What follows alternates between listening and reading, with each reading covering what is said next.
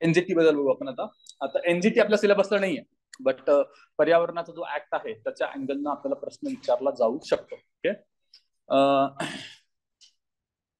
National green tribunal, एनजीटीचा full form काय? National green tribunal. Okay. आपण मागच्या व्हिडिओमध्ये बघितलं की 2 ऍक्ट बघितले, ते नीट रिव्हिजन करूनच पुढे जाऊ. की आधीचा एक ऍक्ट वाचला तो एकदा रिव्हिजन करूनच पुढच्या ऍक्टला जायचं, म्हणजे सगळं नीट व्यवस्थित होईल. मग दुसरा वाचला तर पुन्हा पहिले 2 वाचून घ्या, मग तिसऱ्याकडे जाऊ. अशी जर रिव्हिजन झाली तर ते नीट व्यवस्थित लक्षात राहील. ऑक्टोबर 2010 हा ऍक्ट लागू झाला आहे. ओके. ऑक्टोबर 2010 एनजीटीचा ऍक्ट आपल्या लक्षात राहू शकतो. ओके. एनजीटी मध्ये शेवटचा अंक कुठला? आपला शेवटचा अल्फाबेट आहे टी. T for 10. 10 लक्षात ठेवलं की 2010 तुमच्या लक्षात राहील. ओके. ऑक्टोबर लक्षात ठेवायचं तर ऑटम म्हणतो ना आपण. ग्रीनरी सगळीकडे दिसते आपल्याला. ओके. ग्रीन ट्रिब्युनल नावात ग्रीन आहे, त्याच्यावरून तुम्ही ऑक्टोबर पण लक्षात ठेवू शकता. एनजीटी ऍक्ट 2010चा आहे. त्याच्याबद्दलच्या काय काय गोष्टी आहेत आपण बघूया. बघा, या कायद्यामुळे खालील कायदे रद्द झाले. कोणते 2 कायदे रद्द झाले ते बघून घ्या. पहिला कायदा आहे राष्ट्रीय पर्यावरण न्यायाधिकरण अधिनियम 1995. हा कायदा रद्द झालाय. ओके. दुसरा आहे राष्ट्रीय पर्यावरण अपीलीय अधिसत्ता अधिनियम 97. हे 95 आणि 97चा कायदा रद्द होऊन आपण 2010चा कायदा आणलेला आहे. आता या कायद्याचा उद्देश काय होता? उद्देश काय होता? एन्व्हायरमेंटच्या संबंधितले केसेस त्वरित निपटारा करायचा. दुसरा होता नुकसान भरपाईच्या घटनांची हाताळणी करणे. एखाद्या व्यक्तीची नुकसान भरपाई झाली असेल, नुकसान झालं असेल तर त्याची भरपाई पटकन करता यावी, त्यासाठी एनजीटीची प्रोव्हिजन. एनजीटी काय आहे? ट्रिब्युनल आहे ना. जी कामं न्यायालय करणार आहे त्यातली ही कामं यांना दिलेली आहेत, कारण न्यायालयात लेट होईल म्हणून. एवढंच. पुढे बघा, अधिकार क्षेत्र कुठली कुठली होती, कोणत्या अधिकाराखाली किंवा कोणत्या ऍक्टच्या अंतर्गत एनजीटी काम करणार होतं. जलप्रदूषण प्रतिबंध अधिनियम कधीच आहे? 74. प्रिलिम्सला आपण माहिती आपल्याला. जल अधिभार किंवा कर अधिनियम 77. वन संवर्धन 80. हवा प्रदूषण 81. पर्यावरण संरक्षण 86. सार्वजनिक जबाबदारीत्व विमा अधिनियम 1991. वाटणार नाही, विम्याच्या इथं काय संबंध असं वाटतो, बट विमा सुद्धा नैसर्गिक आपत्तीमुळे होऊ शकतो, नुकसान होऊ शकतं, त्याच्यावरचा विमा. तर सार्वजनिक जबाबदारीत्व विमा अधिनियम 1991चा सुद्धा याच्या अंतर्गत समावेश आहे. पुढचा आहे जैव विविधता अधिनियम 2000. ओके. आता बघा याची रचना बघूया. ओके. रचनेतला पहिला भाग आहे अध्यक्ष. ओके. अध्यक्ष कोण असणार आहेत? सुप्रीम कोर्टाचे वर्किंग किंवा रिटायर्ड जस्टिस, वर्किंग किंवा रिटायर्ड जस्टिस, किंवा हायकोर्टाचे वर्किंग किंवा रिटायर्ड चीफ जस्टिस. ओके. खाली चीफ जस्टिस आहेत, वरती जस्टिस आहेत. रिटायर्ड किंवा वर्किंग दोन्ही प्रकारचे असू शकतात. हे झाले आपले अध्यक्ष. तर सदस्यांबद्दल बघा, सदस्यांमध्ये 10 ते 20 सदस्य असणार आहेत. 10 ते 20 कोण अपॉइंट करतं? केंद्र सरकार. प्रत्येकी 10 ते 20. प्रत्येकी हा शब्द कुठे लागेल? एक आहेत एक्सपर्ट मेंबर, दुसरे आहेत ज्युडिशियल मेंबर. ओके. 10 ते 20 एक्सपर्ट मेंबर असतील, तसंच 10 ते 20 ज्युडिशियल मेंबर सुद्धा असतील. आता एक्सपर्ट मेंबर जे आहेत त्यांचं डेजिग्नेशन किंवा त्यांचे क्वालिफिकेशन काय? इज ऑर हॅज बीन जज ऑफ द हायकोर्ट. तो हायकोर्टाचा जज राहिलेला असला पाहिजे किंवा असला पाहिजे. ओके. आणि ज्युडिशियल, सॉरी ते उलट झालं बरं का, हे ज्युडिशियल मेंबर्स बघतोय. आता आपण ज्युडिशियल मेंबर्स बघतोय, नंतर एक्सपर्ट मेंबर्स. तर हे ज्युडिशियल मेंबरचं काय? इज ऑर हॅज बीन जज ऑफ हायकोर्ट. एक्सपर्ट मेंबरचं आपण खाली बघूया. एक्सपर्ट मेंबरला खालच्या 3 क्रायटेरिया. एक काय? MSc with doctorate, master degree पाहिजे सायन्स मधली, प्लस त्याच्याकडे डॉक्टरेट पाहिजे, किंवा ME-MTech झाला असला पाहिजे, आणि 15 वर्षाचा या फील्ड मधला अनुभव पाहिजे, एन्व्हायरमेंट फील्ड मधला, किंवा 15 वर्षाचा ऍडमिनिस्ट्रेटिव्ह एक्सपिरियन्स आणि त्याच्यातले 5 वर्ष एन्व्हायरमेंटशी संबंधित एक्सपिरियन्स. ओके. याच्यावरती एकदा प्रश्न येऊन गेलाय, मेंबरच्या क्वालिफिकेशन वरती त्यांनी विचारलेलं आहे. तर एक्सपर्ट मेंबरचं खाली आहे, ज्युडिशियलचं वरती आहे. थोडंसं ऍडजस्ट करून तुम्ही घ्या. पुढे बघा, पात्रता जी होती सदस्यांची पात्रता, एक नॉर्मल पात्रता सुद्धा आहे. तर ही आयोगाने ही विचारली होती बघा. पर्यावरण क्षेत्रातील 15 वर्षाचा व्यावहारिक अनुभव. पण इन डिटेल जर तुम्ही कायदा बघितला तर ह्या आपण जे आता बघितलं त्या क्रायटेरिया आहेत. तेही माहिती पाहिजे तुम्हाला आणि इकडेही माहिती पाहिजे. महत्वाचा मुद्दा 15 वर्षाचा एन्व्हायरमेंट फील्ड मधला एक्सपिरियन्स, हे लक्षात ठेवा. पुढे जाऊया आपण. तर रेजिग्नेशन कुणाचं? अध्यक्ष आणि सदस्यांचं. रेजिग्नेशन कोणाला जातं? Central government. तिथं आपल्याला काय वाटू शकतं? राष्ट्रपती. राष्ट्रपतीचे काय संबंध आहे का? इथं नाहीये. कारण राष्ट्रपती मोस्ट ऑफ केसमध्ये कुठे येतात? ते कॉन्स्टिट्युशनल बॉडी असेल तर ही लेजिस्लेटिव्ह बॉडी आहे किंवा कायद्यानं स्थापित झालेली बॉडी आहे. रिमूव्हल बघा, चेअरमॅन आणि जजेस, जे चेअरमन आहेत तो कोण असणार आहे? जज असणार आहे. इधर हायकोर्टचा चीफ जस्टिस असणार आहे किंवा सुप्रीम कोर्टचा जज असणार आहे तो. आणि इतर जजेस कुठे आहेत? ज्युडिशियल मेंबर मध्ये ना. तर त्यांची रिमूव्हल सेंट्रल गव्हर्नमेंट करू शकतं आफ्टर कन्सल्टेशन ऑफ सीजेआय बरोबर कन्सल्टेशन करून त्यांना तुम्ही रिमूव्ह करू शकता. एक्सपर्ट मेंबरला केंद्र शासन करू शकतं, तिथं काय एन्क्वायरी करायची गरज नाही. हे झाले रिमूव्हलचे मुद्दे एनजीटीच्या बाबतीतलं. बघतो आता काही चेअरमन बघूया आपण. अपॉइंटमेंट पण एक राहिले, नंतर चेअरमन बघू. रचना बघितली आपण, आता अपॉइंटमेंट बघा. केंद्र सरकार आफ्टर कन्सल्टेशन विथ सीजीआय, अध्यक्षांची नेमणूक कोण करतं? केंद्र सरकार. सीजीआयसी कन्सल्टेशन रिमूव्ह कोण करतं? केंद्र सरकार. सीजीआयसी कन्सल्टेशन दोन्हीकडे. ओके. सदस्य बघा, ज्युडिशियल तसेच एक्सपर्ट मेंबर केंद्र शासनच करतं, बट सिलेक्शन कमिटीच्या शिफारशीनुसार. अध्यक्षांच्या केसमध्ये सीजीआय आहेत आणि इतर लोकांच्या केसमध्ये एक बॉडी आहे. आता यांचा कार्यकाल बघा, 6वा घटक कार्यकाल. 5 वर्षाचा त्यांना कार्यकाल आहे.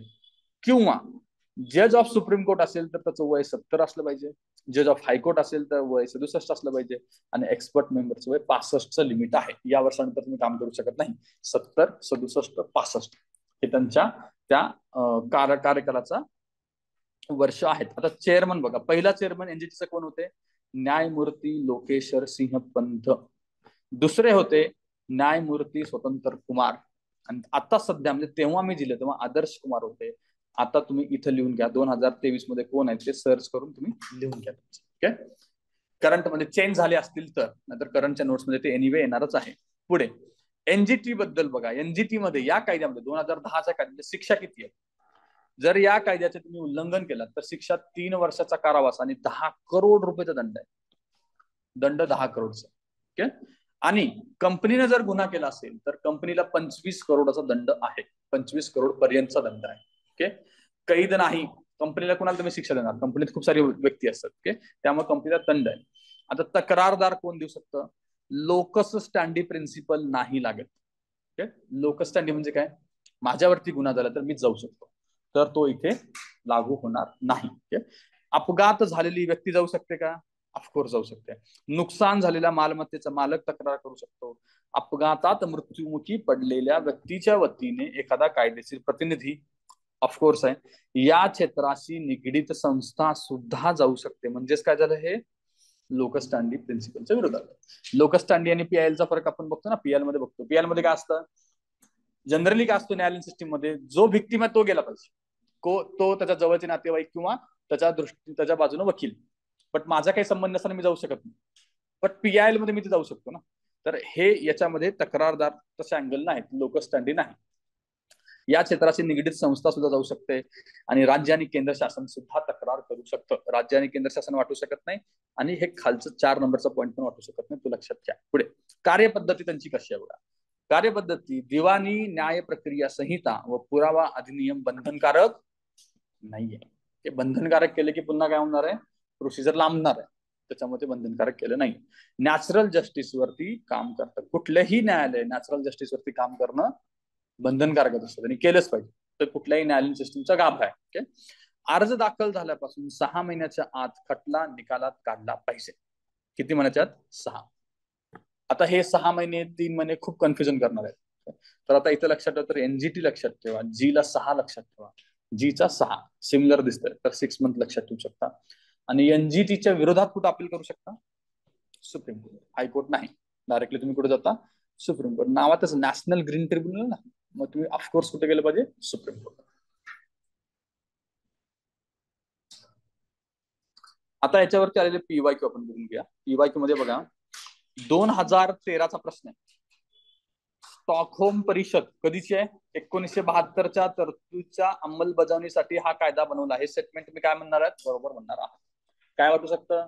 इंटरनॅशनल अग्रीमेंट आहे तो आम्ही काय इम्प्लिमेंट करू असं वाटू शकतं. बट ऑफकोर्स इंटरनॅशनल लेवलला घडलेल्या गोष्टीपासून आपण इन्स्पायर होऊन सगळ्या गोष्टी करतोय. तर हे बरोबर आहे. कायद्याचा उद्देश काय होता? या कायद्याचा उद्देश काय होता? पर्यावरण संरक्षण ऑफकोर्स आहे.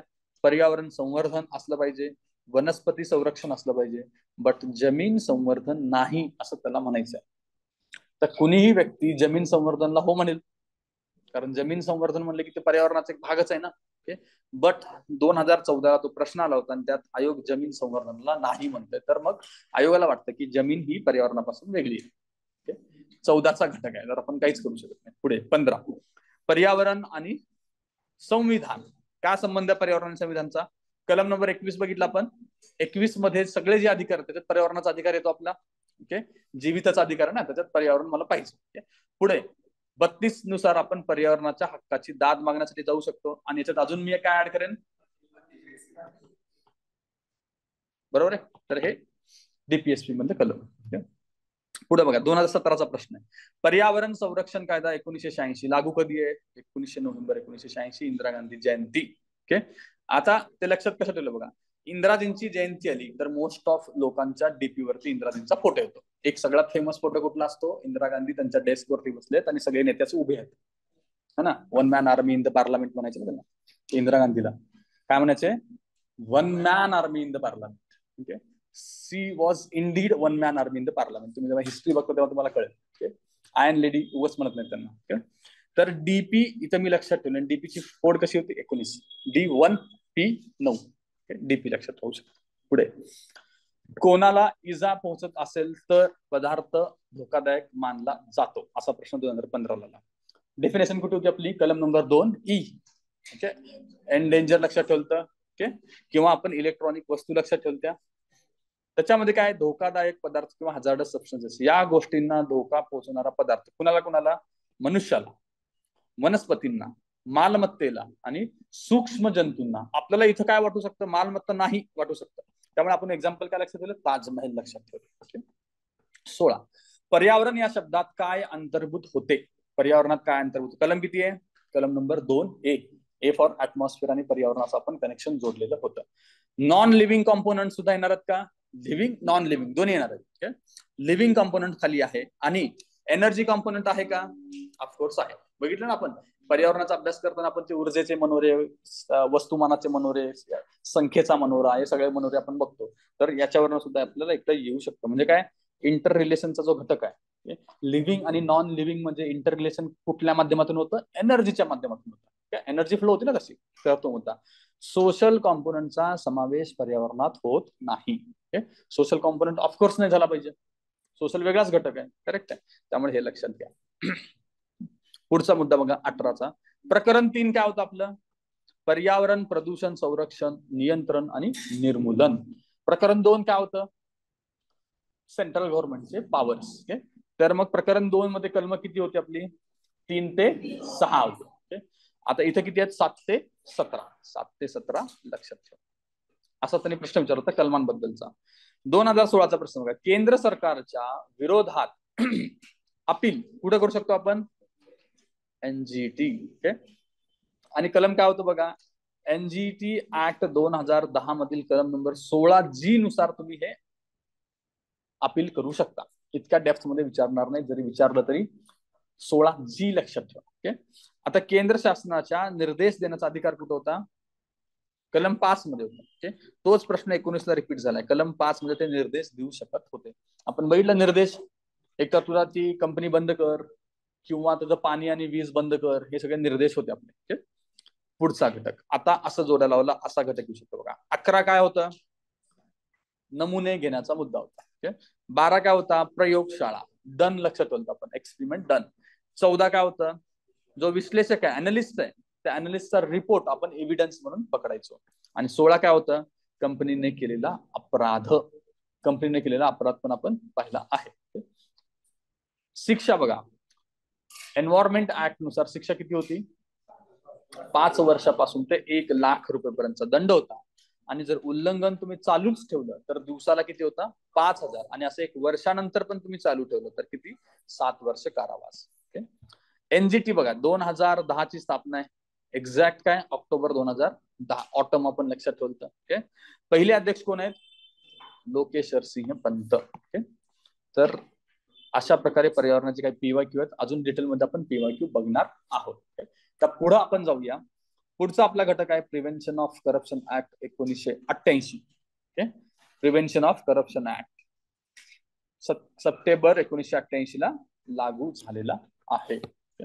आता थोडाफार त्याचा इतिहास बघू आणि इतिहासानंतर आपण ऍक्च्युली त्या ऍक्टला सुरुवात करू. यावर्षी ऍक्ट प्रश्न होता प्रिलिम्सला, करप्शन ऍक्ट वरती प्रश्न होता. 2019 मध्ये काय सुधारणा झाल्या अमेंडमेंट मध्ये, त्याच्यावरती हा प्रश्न होता. तर प्रिलिम्सला पण आता ते विचारतात. आधी फक्त मेन्स पुरतं मर्यादित होतं, म्हणून मेन्सचा अभ्यास करणाऱ्या मुलांना प्रिलिम्सला फायदा होतो. 10-15 मार्काला आरामात त्यांना फायदा होतो.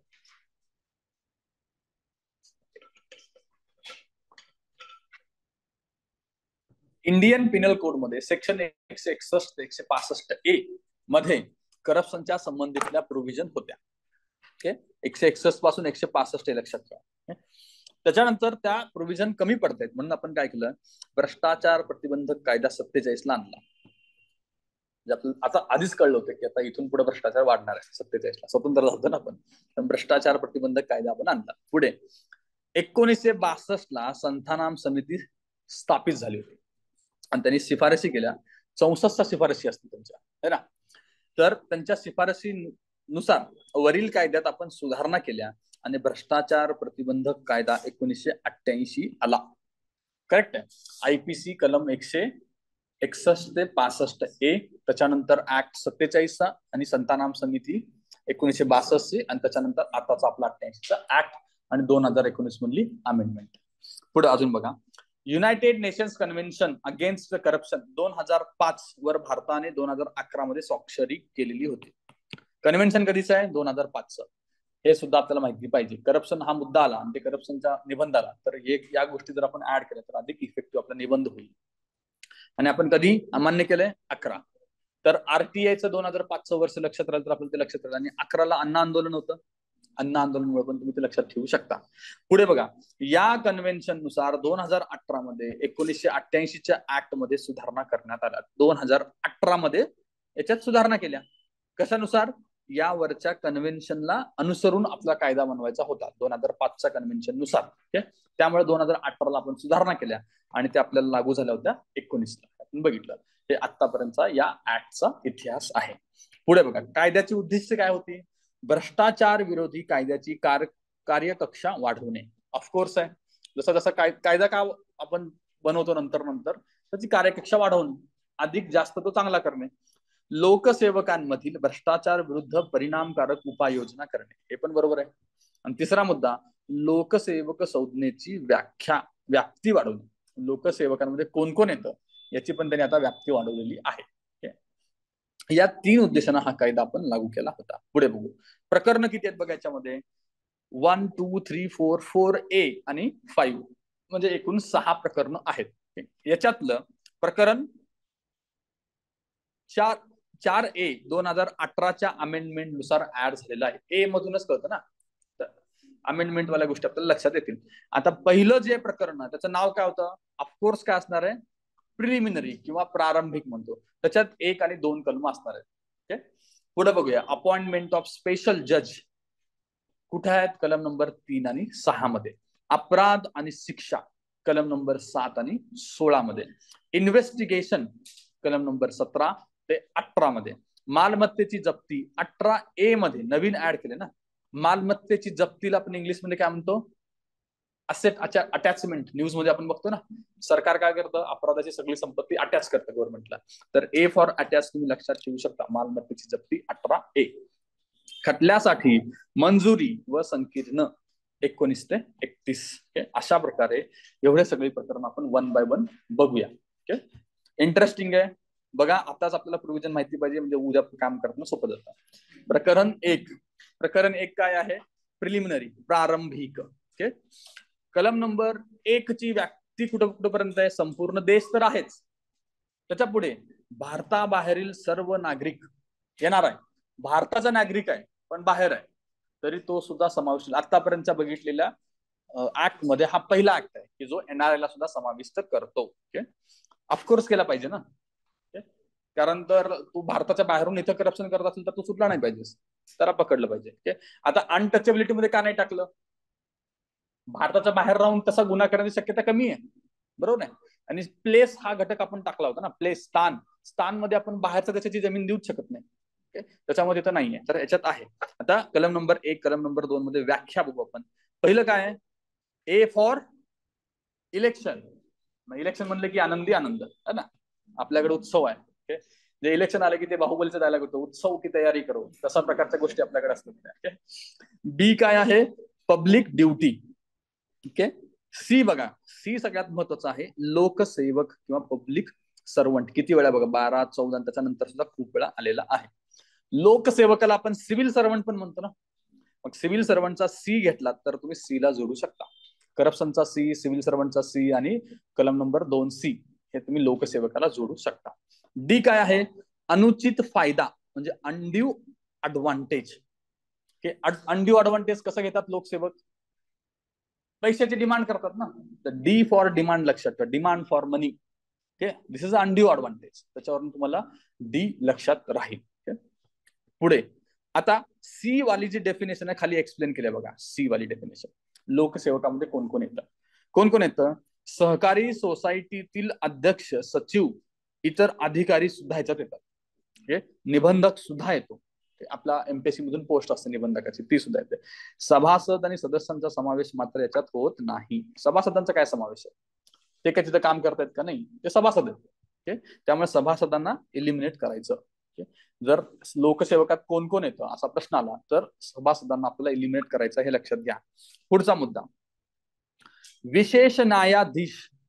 या कायद्यानं किंवा वेगवेगळ्या कायद्यानं जर विशेष न्यायाधीश स्थापन केला असेल, न्यायालय स्थापन केलं असेल, तर तो सुद्धा आला पाहिजे. आणि पुढे निवडणुकीशी संबंधी काम करणारी कोणतीही व्यक्ती, आपण निवडणूक प्रक्रियेत बघितलं ना, तर तुम्ही अपॉइंटमेंट वरती जरी आला असाल, काही काळासाठी जरी आला असेल, तर ते तुम्हाला लोकसेवक म्हणून आम्ही समजणार आहोत.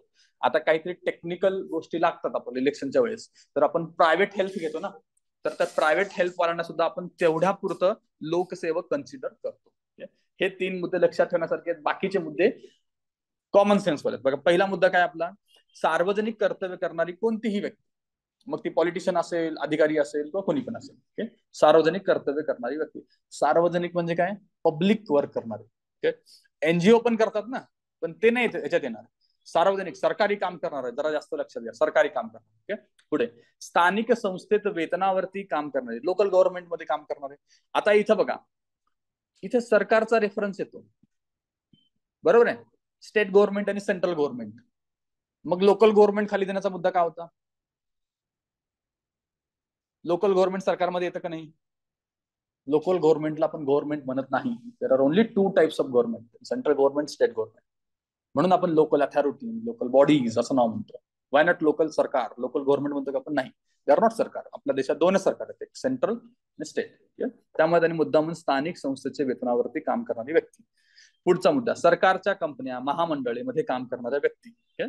निवड मंडळे, आयोगाचे अध्यक्ष, सदस्य, कर्मचारी, फॉर एक्झाम्पल काय, एमपीएससी.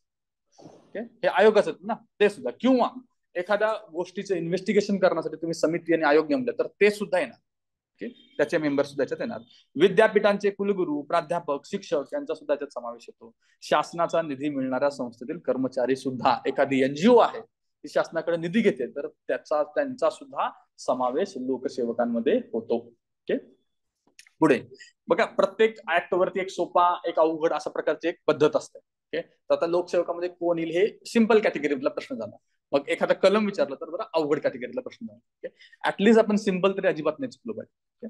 पुढे बघा, प्रकरण 2, अपॉइंटमेंट ऑफ स्पेशल जज. ओके, कलम नंबर 3 येतं त्या अंतर्गत. पहिलं कलम, पॉवर टू अपॉइंट स्पेशल जज. कुणाला पॉवर आहे बघा, केंद्र आणि राज्य शासन गरजेनुसार स्पेशल जज नेमू शकतात. दोघांना सुद्धा त्यांच्या त्यांच्या विषयामध्ये स्पेशल जज नेमणूक करण्याची पॉवर आहे. आपण बघितलं की इन्व्हेस्टिगेशन करण्याच्या संबंधितल्या सगळ्या व्यवस्था स्थापन करण्याचा अधिकार पर्यावरणाच्या ऍक्ट मध्ये कुणाला होता, केंद्र सरकारला होता. बरोबर आहे, तिथे सगळे अधिकार त्यांनी केंद्र सरकारला ठेवले होते. ते हँड ओव्हर करू शकत होते केंद्र सरकारला.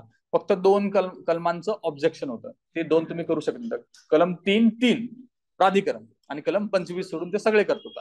इथं दोघांना पण सायमल्टेनियस पॉवर दिली. सेशन जज, ऍडिशनल सेशन जज, असिस्टंट सेशन जज म्हणून कार्यरत असणारी व्यक्ती या स्पेशल जजच्या ठिकाणी म्हणून अपॉइंट होण्यास लिएबल आहे, कॅपेबल आहे. ओके, सेशन जज आणि सिव्हिल जज मधला फरक तुम्हाला माहिती आहे. सिव्हिल टाइपचे केसेस कुठे येतात, सिव्हिल जजकडे. ओके, जे महसूल आणि इतर संबंधितल्या बाबतीतले केस असतात ते. आणि क्रिमिनल केसेस कोणाकडे होतात, सेशनकडे.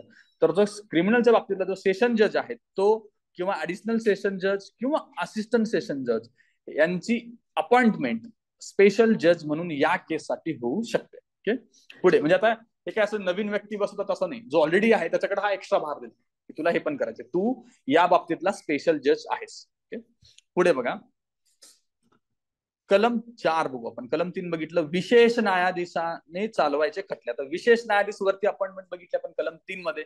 आता त्याने कुठले खटले चालवायचे तो आपण आता मुद्दा बघूया. कलम 4 नुसार या कायद्यानुसार खटला चालवत असताना विशेष न्यायाधीश आरोपीवर अन्य कायद्यातील अपराध बद्दल ही खटले चालवू शकतात. तर हे स्टेटमेंट आपल्याला खरं वाटणार नाही. स्टेटमेंट पुन्हा वाचतो बघा. या कायद्यानुसार खटला चालवत असताना विशेष न्यायाधीश आरोपीवर अन्य कायद्यातील अपराधाबद्दलही खटले चालवू शकतो. ओके, म्हणजे हे लक्षात घ्या, थोडंसं ऑड वाटू शकतं. पुढे खटल्याची सुनावणी रोज घेऊन 2 वर्षात निकाली काढला पाहिजे. नाही झाल्यास लेखी कारण देऊन एका वेळेस 6 महिने मुदतवाढ मिळू शकते. संपूर्ण मिळून 4 वर्षापर्यंत वाढवता येते. ओके, केसचं लिमिट आहे. केसचं लिमिट काय आहे? 2 वर्षात सुनावणी काढायची, निकालात काढायची. जर तुम्ही 2 वर्षात काढू शकत नसाल तर काय करायचंय, तुम्ही थोडीशी लेखी कारणं द्या आणि 6 महिने एक्सटेंड मिळून घ्या. असं तुम्हाला किती वेळा एक्सटेन्शन मिळू शकतं? 4 वेळा. टोटल 4 वर्षात काही करून तुम्हाला केस निकालात काढायची आहे.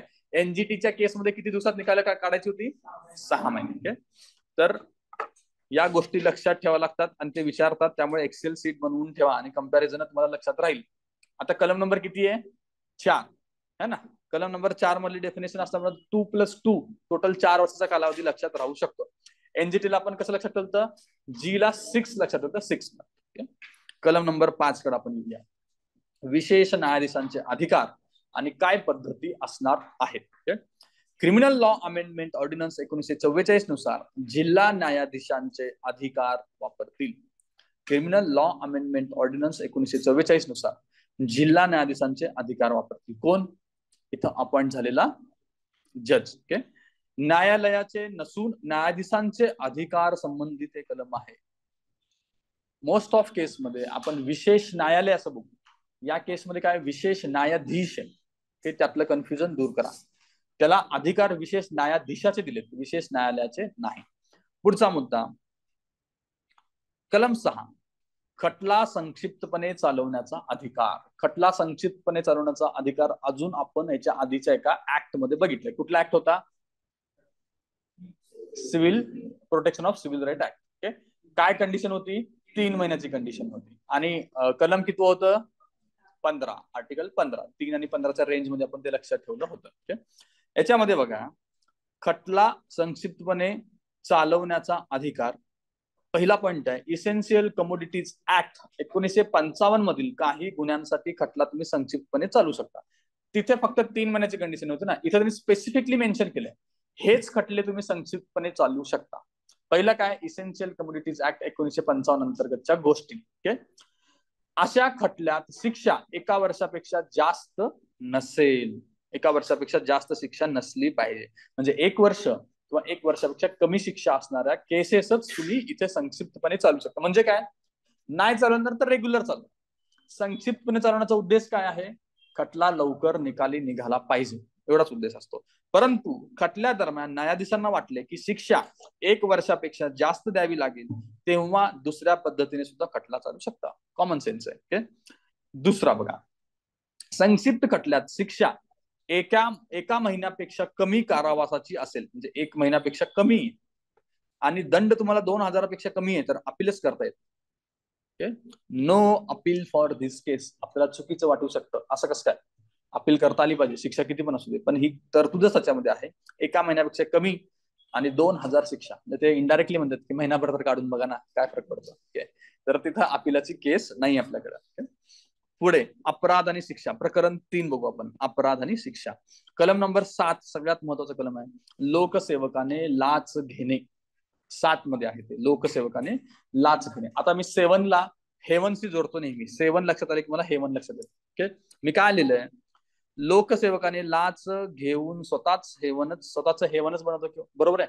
किंवा जर आपल्याकडे करप्शन फ्री झालं तर आपला देश हेवनच होऊ शकतो. याच्यानुसार तुम्ही लिंक धरू शकता की जे ऑफकोर्स इमॅजिनरी सिच्युएशन आहे, होणार नाहीये ते.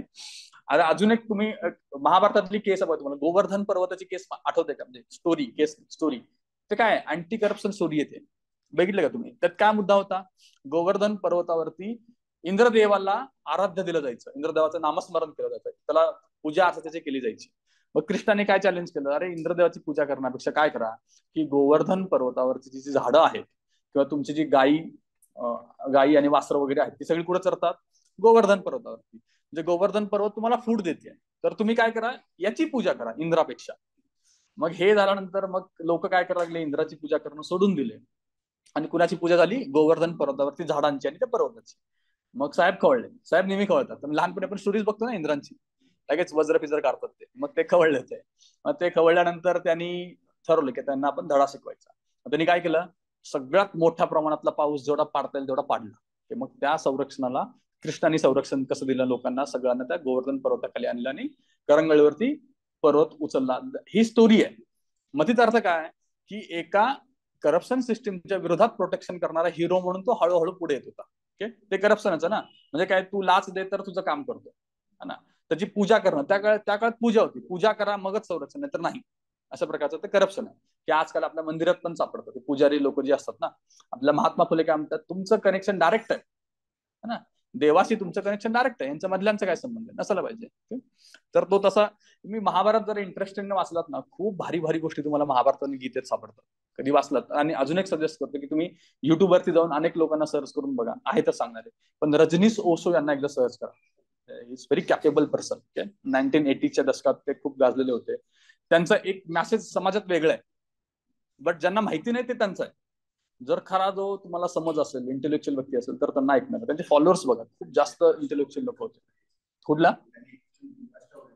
अष्टवक्र गीता केलेली आहे, आपली कृष्णाची गीता एक्सप्लेन केलेली आहे. त्याच्यानंतर जगातले जेवढे धर्म आहेत तेवढे सगळे धर्म त्यांनी एक्सप्लेन केलेले आहेत. म्हणजे गीता मी 3-4 वेळा वाचली होती तर मला काही कळलं नव्हतं, बट ओशोंची जेव्हा गीता ऐकली तेव्हा मला कळलं थोडंफार. गीतेला त्यांनीच फेमस केलं होतं भारतात. Okay, exact. म्हणजे गीतेचा प्रॉब्लेम काय आहे की गीता लिहिली आहे ना, लिहिणारला काय म्हणायचं ते समजून घेणं सगळ्यात चॅलेंज आहे. कारण एका शब्दावरून अनेक अर्थ निघतात, मग त्याचा क्लोज जाणारा अर्थ कोणी सांगत नाही. तर ते मला पर्सनली ओशोंनी जो अर्थ सांगितला तो जास्त म्हणजे टच होतो जास्त, त्यामुळे ते मी खूप लोकांना सजेस्ट करतो. किंवा www.osho.com वरती तुम्हाला सगळे त्यांचे लेक्चर्स भेटतील ऑडिओ फॉर्मॅटमध्ये. कधी इंटरेस्ट आला, कंटाळा आला, टेन्शन आलं तर टाका. अजून एक पण तुम्हाला सांगतो, तुम्ही जर गुगलवरती जावा, तुम्हाला काय टेन्शन असेल ते टाका, असं असं टेन्शन आहे आणि पुढे ओशो टाका, लगेच उत्तर भेटणार आहे. हा माणसाने एवढ्या सब्जेक्ट वरती बोलले, इतकं सब्जेक्ट वरती ते बोलले. हा ऑफकोर्स कॉन्ट्रोवर्सी आहे, काही लोक त्याच्या अगेन्स्ट आहेत, काही लोक प्रो आहेत, आणि असणारच आहेत, प्रत्येक व्यक्तीच्या बाबतीत ते होणार. आपण ठरवायचं की आपण ऐकायचं का नाही. ओके, आता लोकसेवकाचं कलम नंबर 7 वरून आपण एवढं सगळं फिरून आलं तर आपण पुन्हा इकडे येऊया. लोकसेवकाने लाच घेणे, किती शिक्षा आहे, 3 ते 7 वर्षाची शिक्षा जर लोकसेवकाने लाच घेतली आहे तर तो लाच घेतोय हे कसं सिद्ध होणार आहे. या 3 प्रकारचे त्यांनी गुन्हे केले, या म्हणजे खालच्या 3 प्रकारचे त्यांनी गुन्हे केले तर तो लाच घेतो असं सिद्ध होतंय. कुठले कुठले मुद्दे आहेत बघा, सार्वजनिक कर्तव्य करणे, न करणे, अयोग्य पद्धतीनं करणे, या हेतूने स्वतः वा इतर लोकसेवकाद्वारे लाच घेणे वा प्रयत्न करणे, हे सगळ्या गोष्टी त्याच्यात समाविष्ट. म्हणजे तुम्हाला लक्षात येते का, इन्क्लुझिव्ह केलंय त्यांनी खूप जास्त, काहीच सोडलं नाही. तू लाच घे किंवा घेण्याचा प्रयत्न सुद्धा कर, तरी सुद्धा तू लाच घेतलेल्या या कलमा अंतर्गत येणार. आणि अजून काय काय, कर्तव्य केलं नाही तरी सुद्धा करप्शन आहे. तुझं जे कर्तव्य आहे अपेक्षित, वेगवेगळ्या कायद्यानुसार अपेक्षित तुमचं कर्तव्य असतं, ते जर केलं नाही तरी सुद्धा, आणि केल्यानंतर सुद्धा, म्हणजे कसं, चुकीच्या पद्धतीने केला तर, अयोग्य पद्धतीनं पण आहेच. असं वेगवेगळे अँगल नाही. तुम्हाला जर थोडा जरी डाऊट आला नाही हे येईल का नाही, तिथं एका पर्सनने सुद्धा वाटलं की असं होऊ शकतं तर त्याला हो म्हणायचं. कारण तुम्ही कायदे वाचून ना, कायद्याची भाषा अतिशय किचकट असते. तुम्ही पीडीएफ वाचण्याचा प्रयत्न करा, तुमच्या लक्षात येईल.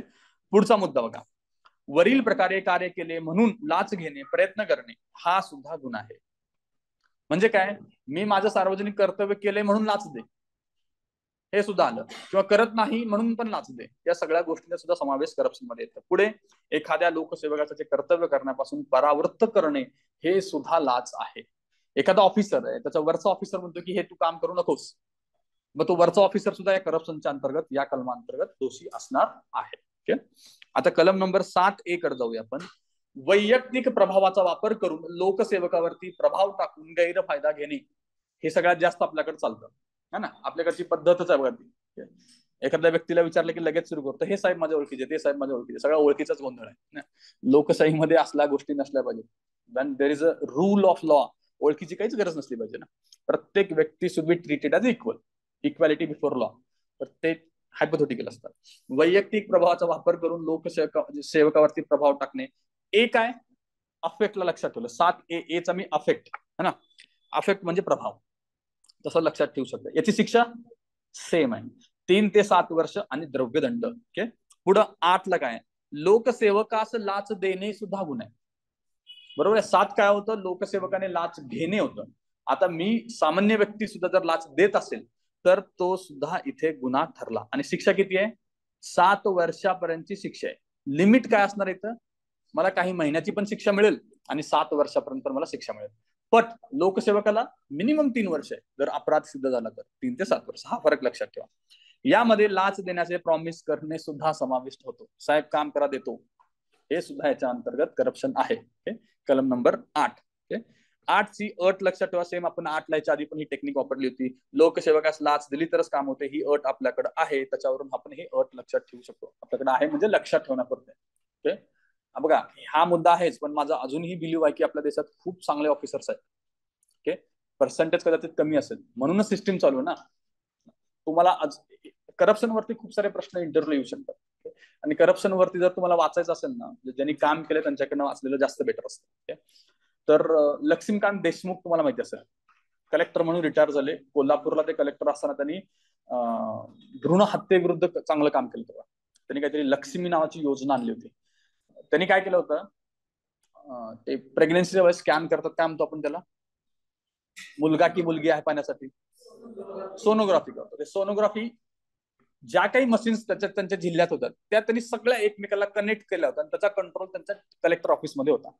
मग तुम्ही जे काही तिथे सोनोग्राफी करणार आहे ते लगेच त्यांना कळायचं की हे कुठल्या प्रकारची सोनोग्राफी चालली आहे. तर त्याच्यावरून तिथे मुलींचं प्रमाण नंतर खूप मोठ्या प्रमाणात वाढलं आणि तेच आपण नंतर स्टेट लेवलला पण इम्प्लिमेंट केलं होतं. ते लक्ष्मीकांत देशमुख, त्यांचे अनेक काम आहेत, त्यातलं हे काम. तर त्यांचं एक पुस्तक आहे प्रशासन नामा नावाचं. ओके. आणि दुसरं पुस्तक आहे बखर प्रशासनाची. त्याच्यामध्ये त्यांनी खूप चांगल्या पद्धतीनं लोक प्रशासन कसं असतं, करप्शन काय आहे नाहीये, त्याचे काय साईड इफेक्ट्स आहेत, कसं थांबवता येईल, या सगळ्या गोष्टी त्याच्यात सांगितलेल्या आहेत. आणि त्याच्याबरोबर थोडासा रेफरन्स अजून एका पुस्तकात येतो, खाकीच्या वर्दीतल्या माणसांच्या गोष्टी, सदानंद दाते यांचं हे सुद्धा पुस्तक बेस्ट आहे. सदानंद दाते तुम्हाला कोण आहेत माहिती आहेत का? ओके. हा IPS आणि सध्या ते ATS आहेत का, सध्या ATS आहेत. आणि आपला जो 26/11 अटॅक झाला त्याच्यामध्ये ते कामा हॉस्पिटलच्या चार्जला होते. त्यात त्यांना थोडीशी इजा पण झाली होती, सदानंद दाते. आणि सध्या आपलं अँटी टेररिस्ट स्क्वॉड जे आहे, फोर्स 1, प्रश्न होता बघा मागच्या वर्षी 2022ला, फोर्स 1, त्या फोर्स 1 ची स्थापना त्यांनी केली होती सदानंद दातेने. आणि त्यांचं अजून महत्वाचं काम म्हणजे गडचिरोलीमध्ये समर्पण योजना आहे, ज्या नक्षलवाद्यांना समर्पण करायचं तर ते समर्पण योजना 2005ला त्यांनी सुरू केली होती. तर त्यांचं एक छोटंसं पुस्तक आहे, चांगलं पुस्तक आहे, ते वाचून घ्या. या दोन्ही पुस्तकातून तुम्हाला बऱ्याच गोष्टी कळू शकतात. पुढे आपण जाऊया कलम नंबर 9ला. कमर्शियल ऑर्गनायझेशन कडून लोकसेवकास लाच देणे. कमर्शियल ऑर्गनायझेशन म्हणजे काय, कंपन्या आपल्याकडे आहेत का, भारत गव्हर्नमेंटच्या आहेत ना, आपण त्यांना मिनीरत्न, नवरत्न असं नावं दिलेत का, तर ते 9चा नवरत्न लक्षात घ्या आणि कंपनी लक्षात आलं की कलम नंबर 9ला तुम्ही जोडू शकता. त्यांना काय बघा, द्रव्यदंडाची शिक्षा आहे पण तुरुंगाची आहे का, नाही. कंपनी आहे ना, मगाशी पण आपण एका ठिकाणी बघितलं NGT मध्ये, कंपनीनं गुन्हा केला असेल तर शिक्षा किती होती, 25 करोड होती, आणि व्यक्तीने केलं तर 10 करोड. आणि शिक्षा कंपनीला नाही, व्यक्तीला 3 वर्ष आणि 10 करोड, आणि कंपनीला 25 करोड. आता इथं द्रव्यदंडाची शिक्षा कोण ठरवणार आहे, विशेष न्यायाधीश ठरवेल. पुढे कलम नंबर 10 बघा, person in charge of commercial organisation to be guilty of offence. हा मुद्दा इथं महत्वाचा आहे. या केसमध्ये person in charge of commercial organisation, त्या कमर्शियल ऑर्गनायझेशनचा ज्याच्याकडे इन्चार्ज आहे त्याला दोषी करणारा होल कंपनी ऐवजी एका पर्सनला इथं पकडलं जाऊ शकतं, असं कलम नंबर 10 म्हणतात.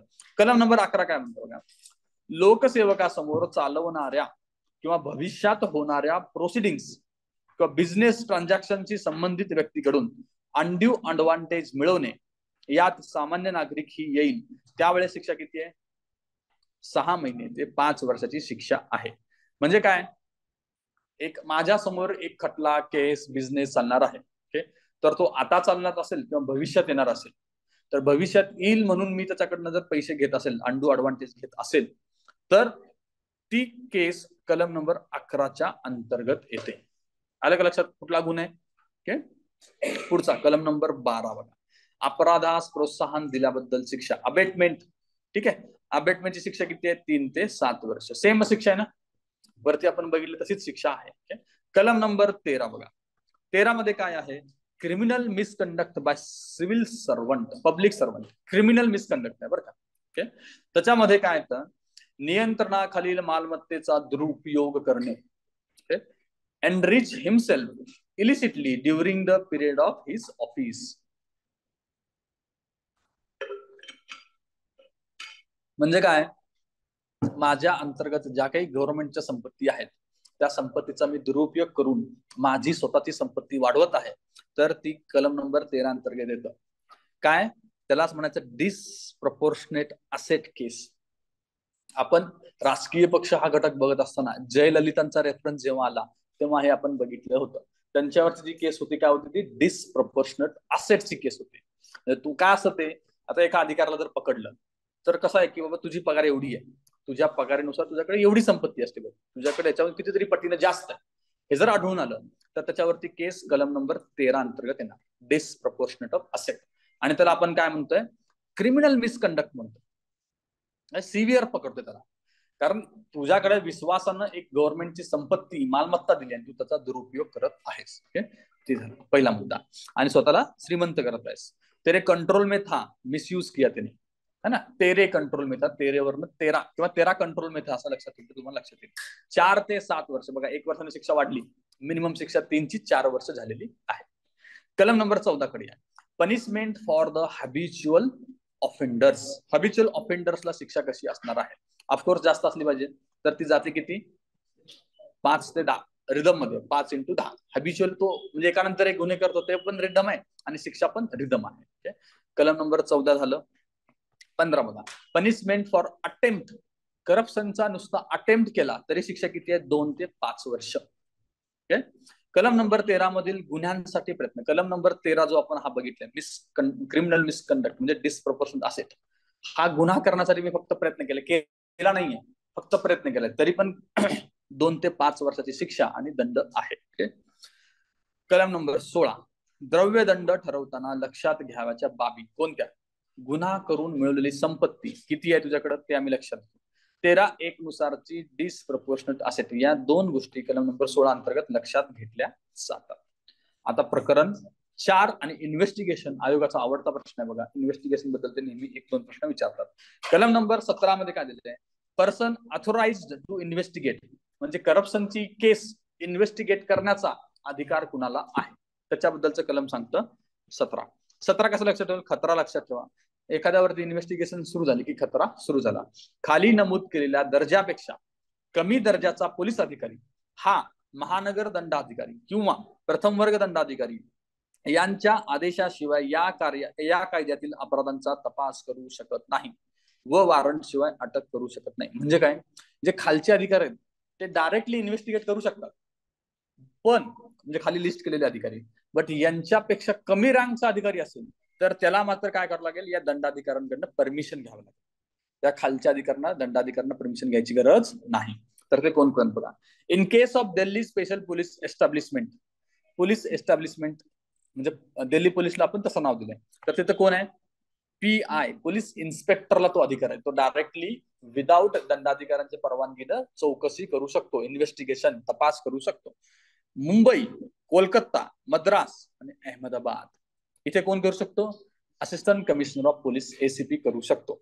आता याच्यामध्ये ना दिल्ली मिसिंग आहे ना, इथे तर चुकवायचं तर असं टाकू शकतो ना, दिल्ली, मुंबई, कोलकाता, मद्रास, अहमदाबाद चुकेल तर अहमदाबाद लक्षात आहे. दिल्ली का नाहीये? दिल्ली वर आलंय. दिल्लीमध्ये कोण आहे? PI आहे, की या ठिकाणी ACP येतो आणि इतर सगळ्या ठिकाणी कोण आहे? DYSP. तो इन्व्हेस्टिगेशन करू शकतो. पुढचा मुद्दा, परंतु राज्य शासनाने प्राधिकृत केले तर पीआय पेक्षा कमी दर्जाचा नसलेला अधिकाऱ्यास महानगर दंडाधिकारी आणि प्रथम दंडाधिकारी यांच्या आदेशाशिवाय तपास करू शकतात. काय करावं लागतं? कायद्यानुसार सांगितलंय की बाबा एसीपी किंवा डीवायएसपी तपास करण्यास इलिजिबल आहेत. बट राज्य शासनाला वाटतं की हा अधिकार आम्हाला एक स्टेप खाली येऊन पीआय ला द्यायचे तर ते देऊ शकतात. म्हणजे काय झालं, पीआय आणि सिनियर पीआय या दोन प्रकारच्या ऑफिसरला राज्य शासन अलाउड करू शकतं, त्याच्या खाली नाही. पीएसआय ला अलाउड करू शकत नाही, पीआय ला ते करू शकतात. ठीक आहे, पुढे कलम नंबर 13(1)(b) मध्ये बघा, डिसप्रपोर्शनेट असेट केस बघितलं आपण 13(1)(b). च्या तपासासाठी एसपी पेक्षा कमी दर्जाचा नसलेला अधिकाऱ्याचा आदेश लागतो. कलम नंबर 13चा रेफरन्स आला तर इन्व्हेस्टिगेशन करण्यासाठी कुणाचे आदेश लागतो? एसपीचा आदेश लागतो. आणि हे सोडून इतर केसमध्ये एसीपी, डीवायएसपी आणि पीआय त्या लेवलनुसार ते तपास करू शकतात. एसपीचा रेफरन्स 13(a)च्या अँगलने लक्षात ठेवा, डिसप्रपोर्शनेट असेट केसमध्ये. पुढे 17(a), कार्यालयीन कर्तव्य पार पाडत असताना घेतलेल्या निर्णयासंबंधित अपराधांचा तपासासाठी लागणारी परवानगी. ओके, मग मी काम करतोय, माझं कर्तव्य करतोय, त्याच्यात काहीतरी माझ्याकडून अपराध घडला असेल तर त्यावेळेचा हा सिनारिओ. राज्य शासनाचा जर एम्प्लॉय असेल तर राज्य शासनाकडनं परवानगी घ्यावी लागते. आपण अजून एका ऍक्ट मध्ये बघितलं होतं की राज्य शासनाची आणि केंद्र शासनाची परवानगी लागते. कुठं बघितलं होतं आपण? Civil right, protection of civil right मध्ये आपण हे बघितलं होतं.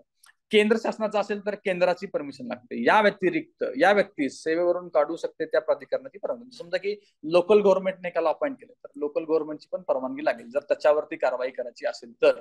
हे एक प्रकारचं संरक्षण आहे. का दिलं जातं संरक्षण? जर अशा प्रकारचे खटले विनाकारण त्रास द्यायचा म्हणून ऑफिसर्स वरती आले तर ऑफिसर कामच करू शकणार नाही. त्यासाठी हे एक संरक्षण आहे. पुढे 18 बघा, कलम number 18, power to inspect bankers book. Bankers book मध्ये इन्स्पेक्ट कोण करू शकतो? एसपी व त्यापेक्षा वरच्या दर्जाचा अधिकारी वा त्यांनी प्राधिकृत केलेला अधिकारीच तपास करू शकतो. ओके, आता एसपी इन्व्हेस्टिगेशन मध्ये आलाय आणि कलम कुठला आहे? Bankers book. Of course bankers book म्हणाल तर थोडीशी किचकट गोष्ट आहे ना, त्यामुळे एक अधिकारी बरसा आला.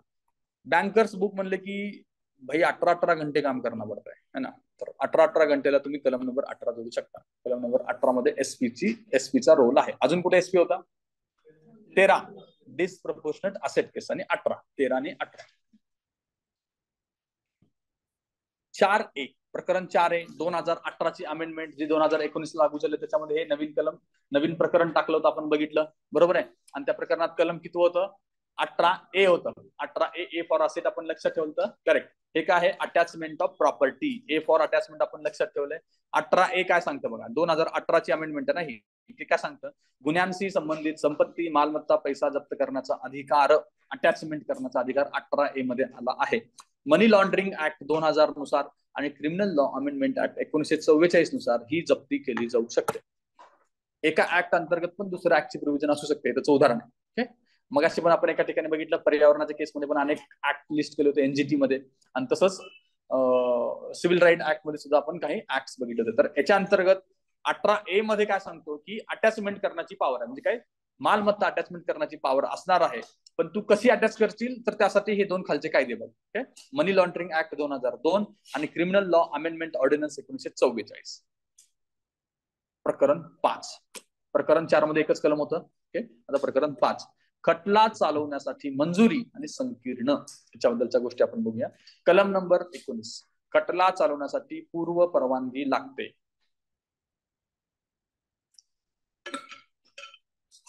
सेम आहे. केंद्रीय लोकसेवकास केंद्र सरकार, राज्य लोकसेवक राज्य सरकार आणि इतरच्या बाबतीत सक्षम अधिकारी. हे खटला चालवण्यासाठी झालं. मग असे आपण जे बघितलं ते काय होतं? अपराधांच्या तपासणी करण्यासाठी आहे. अपराधांची तपासणी 17(a) मध्ये येतं आणि खटला चालवणं 19 मध्ये येतं. 20 काय बघा, अपराध सिद्ध होईपर्यंत लोकसेवकाने लाच घेतली असे मानले जाते.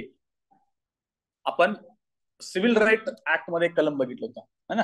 कलम किती होतं? 12. तसं हे कलम आहे 20. हे कलम लोकसेवकांसाठी 20च आहे ना.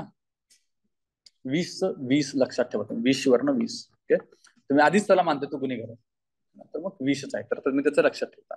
कलम नंबर 21, आरोपी हा सक्षम साक्षीदार असेल. आरोपीला आपण सक्षम साक्षीदार समजतो. कसं बघा, आरोपी स्वतःवरती केलेल्या आरोपांच्या विरोधात व सह आरोपांवरील आरोपांच्या विरोधात साक्ष देऊ शकतो, इच्छा असेल तर. म्हणजे काय, फक्त आरोपीची जी साक्ष असणार आहे त्याला साक्षीदार समजलं जाईल, सक्षम साक्षीदार समजलं जाईल, इतकीच डेफिनेशन आहे. मग आपण सक्षम कधी होतो? 21 वय. तर 21 ला कलम 21 तुम्ही लक्षात घ्या. हा,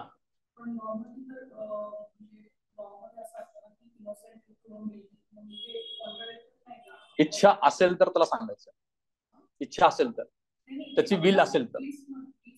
20 मध्ये बर, अपराध सिद्ध होईपर्यंत लोकसेवेने लाच घेतली. हा बरोबर आहे, कॉन्स्टिट्यूशनच्या कॉन्ट्रडिक्शन मध्ये आहे. मग ते कायद्यातील तरतूद तशी आहे, त्याच्यानुसार आपण कायदा, आता याला प्रूफ कायदा बनलाय ना, ते आहे बरोबर आहे, बट ते चुकीचं आहे की नाही हे कोण ठरवणार आहे? पुन्हा कोर्ट ठरवणार आहे. मग आतापर्यंत कोर्टने त्याला चुकीचं ठरवलं नाही, याचा अर्थ हे आहे. शिक्षा दिली काय त्याला? आपण शिक्षा नाही दिली, त्याची केस चालू असताना आपण समजतो की याने चोरी किंवा याने गुन्हा केलाय, बरोबर आहे का? तुम्ही जे म्हणता ते कधी आहे? शिक्षेच्या बाबतीतलं. येते का लक्षात? दोन भाग आहेत ना, एक ट्रायल आणि शिक्षा. ट्रायलच्या केसमध्ये अजम्पशन आहे की याने गुन्हा केलाय. ते का बरं केलं असणार आहे? की जी ट्रायल आहे, जो तपास आहे तो व्यवस्थित चालावा म्हणून. हा, आरोपी, तुमच्यावरती आरोप झाला, आरोप सिद्ध झाला, तुम्ही जेव्हा कन्व्हिक्ट होता तेव्हा तुम्ही काय होता? गुन्हेगार होता, अपराधी होता, तेव्हा ते ठरतं. आधी तुम्ही फक्त आरोपी असता. आलं लक्षात? ते तुम्ही जे म्हणता ती केस शिक्षेच्या बाबतीतले, हे काय आहे? ट्रायलच्या बाबतीत. केस चालू आहे, त्याला शिक्षा झाली नाही.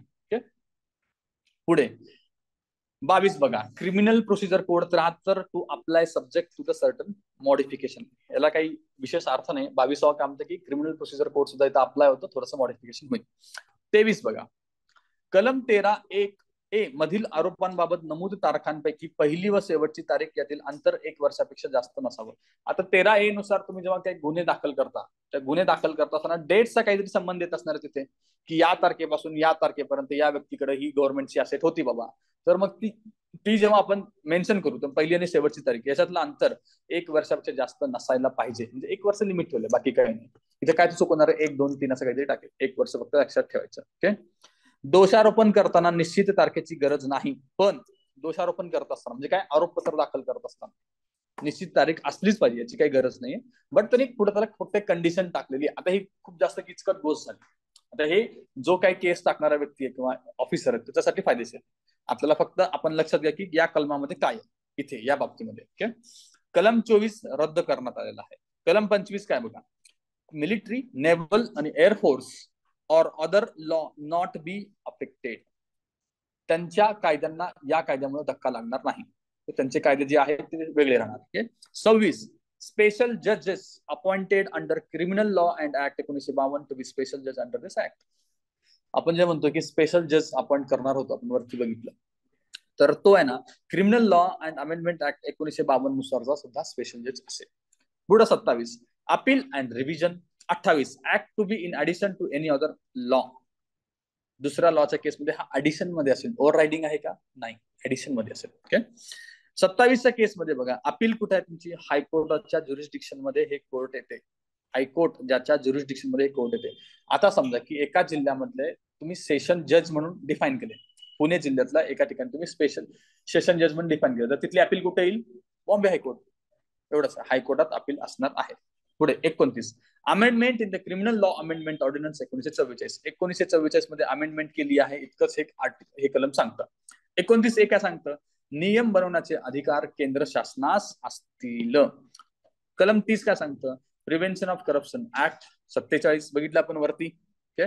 आणि क्रिमिनल लॉ अमेंडमेंट ऍक्ट 52 हे रद्द केले आहेत, रिपील केले आहेत. हे दोन कलम रद्द करून हे आपण कलम आणलेलं आहे. Okay. Prevention of corruption act 47 आपण मगाशी बघितलं होतं. त्यानुसार कुठली समिती आली? संतानाम समिती. संतानामने सांगितल्यानंतर 88चा ऍक्ट. 31 बघा, आयपीसी मधील सेक्शन 161 ते 165 हे सुद्धा रिपील केले आहेत. 161 ते 165 हे लक्षात ठेवा, ते सुद्धा आपण रिपील केले आहे. आता याच्यावरती काही पीवायक्यू आहेत ते बघून घ्या. लोकसेवक 2012 आणि 14 प्रश्न बघा. सहकारी संस्थांच्या बाबतीत कोण येतो? अध्यक्ष आहे का? लोकसेवक आहे. सचिव आहे. इतर पदाधिकारी आहेत. कोण नाही आहेत? सभासद नाही. दुसरा मुद्दा, विशेष न्यायाधीश कलम नंबर 3 मध्ये. ओके. तो कोण असतो?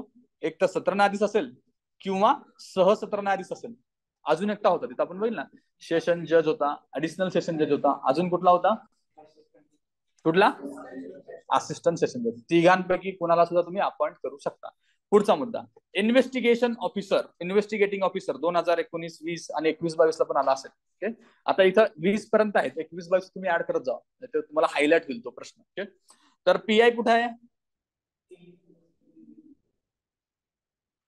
पीआय फक्त दिल्लीला होता ना, इन्व्हेस्टिगेशन ऑफिसर. ओके, एसीपी शहरांमध्ये होता, डीवायएसपी आणि एसपी इतर सर्व ठिकाणी होता. ओके, आता इथे अच्छा, त्यांनी काहीतरी प्रश्न विचारला त्या अँगलने ते लिहिलेलं आहे. पीआय फक्त इथं काम करा कुठं होता, दिल्ली. एसीपी कुठं होता, मुंबई, कोलकाता, मद्रास आणि अहमदाबाद या ठिकाणी होता. आणि डीवायएसपी इतर ठिकाणी आला. आणि एसपी कुठे येणार, 2 केस मध्ये येतो. एसपी कुठे कुठे आला होता, 13 मध्ये आला होता, आणि दुसऱ्या केसमध्ये बँकर्स बुक मध्ये 18, या 2 केसमध्ये एसपीचा रोल होता.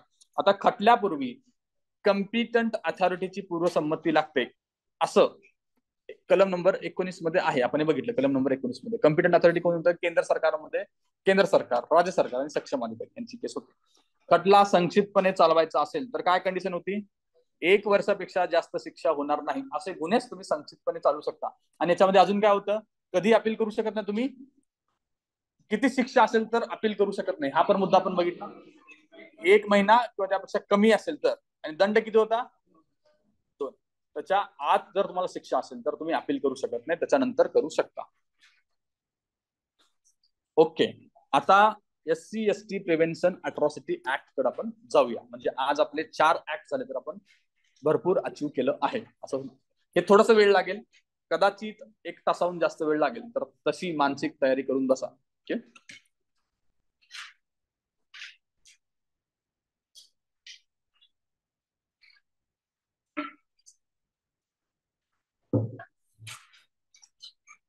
चौथा ऍक्ट आपला SC ST prevention of atrocity act 1989. Okay,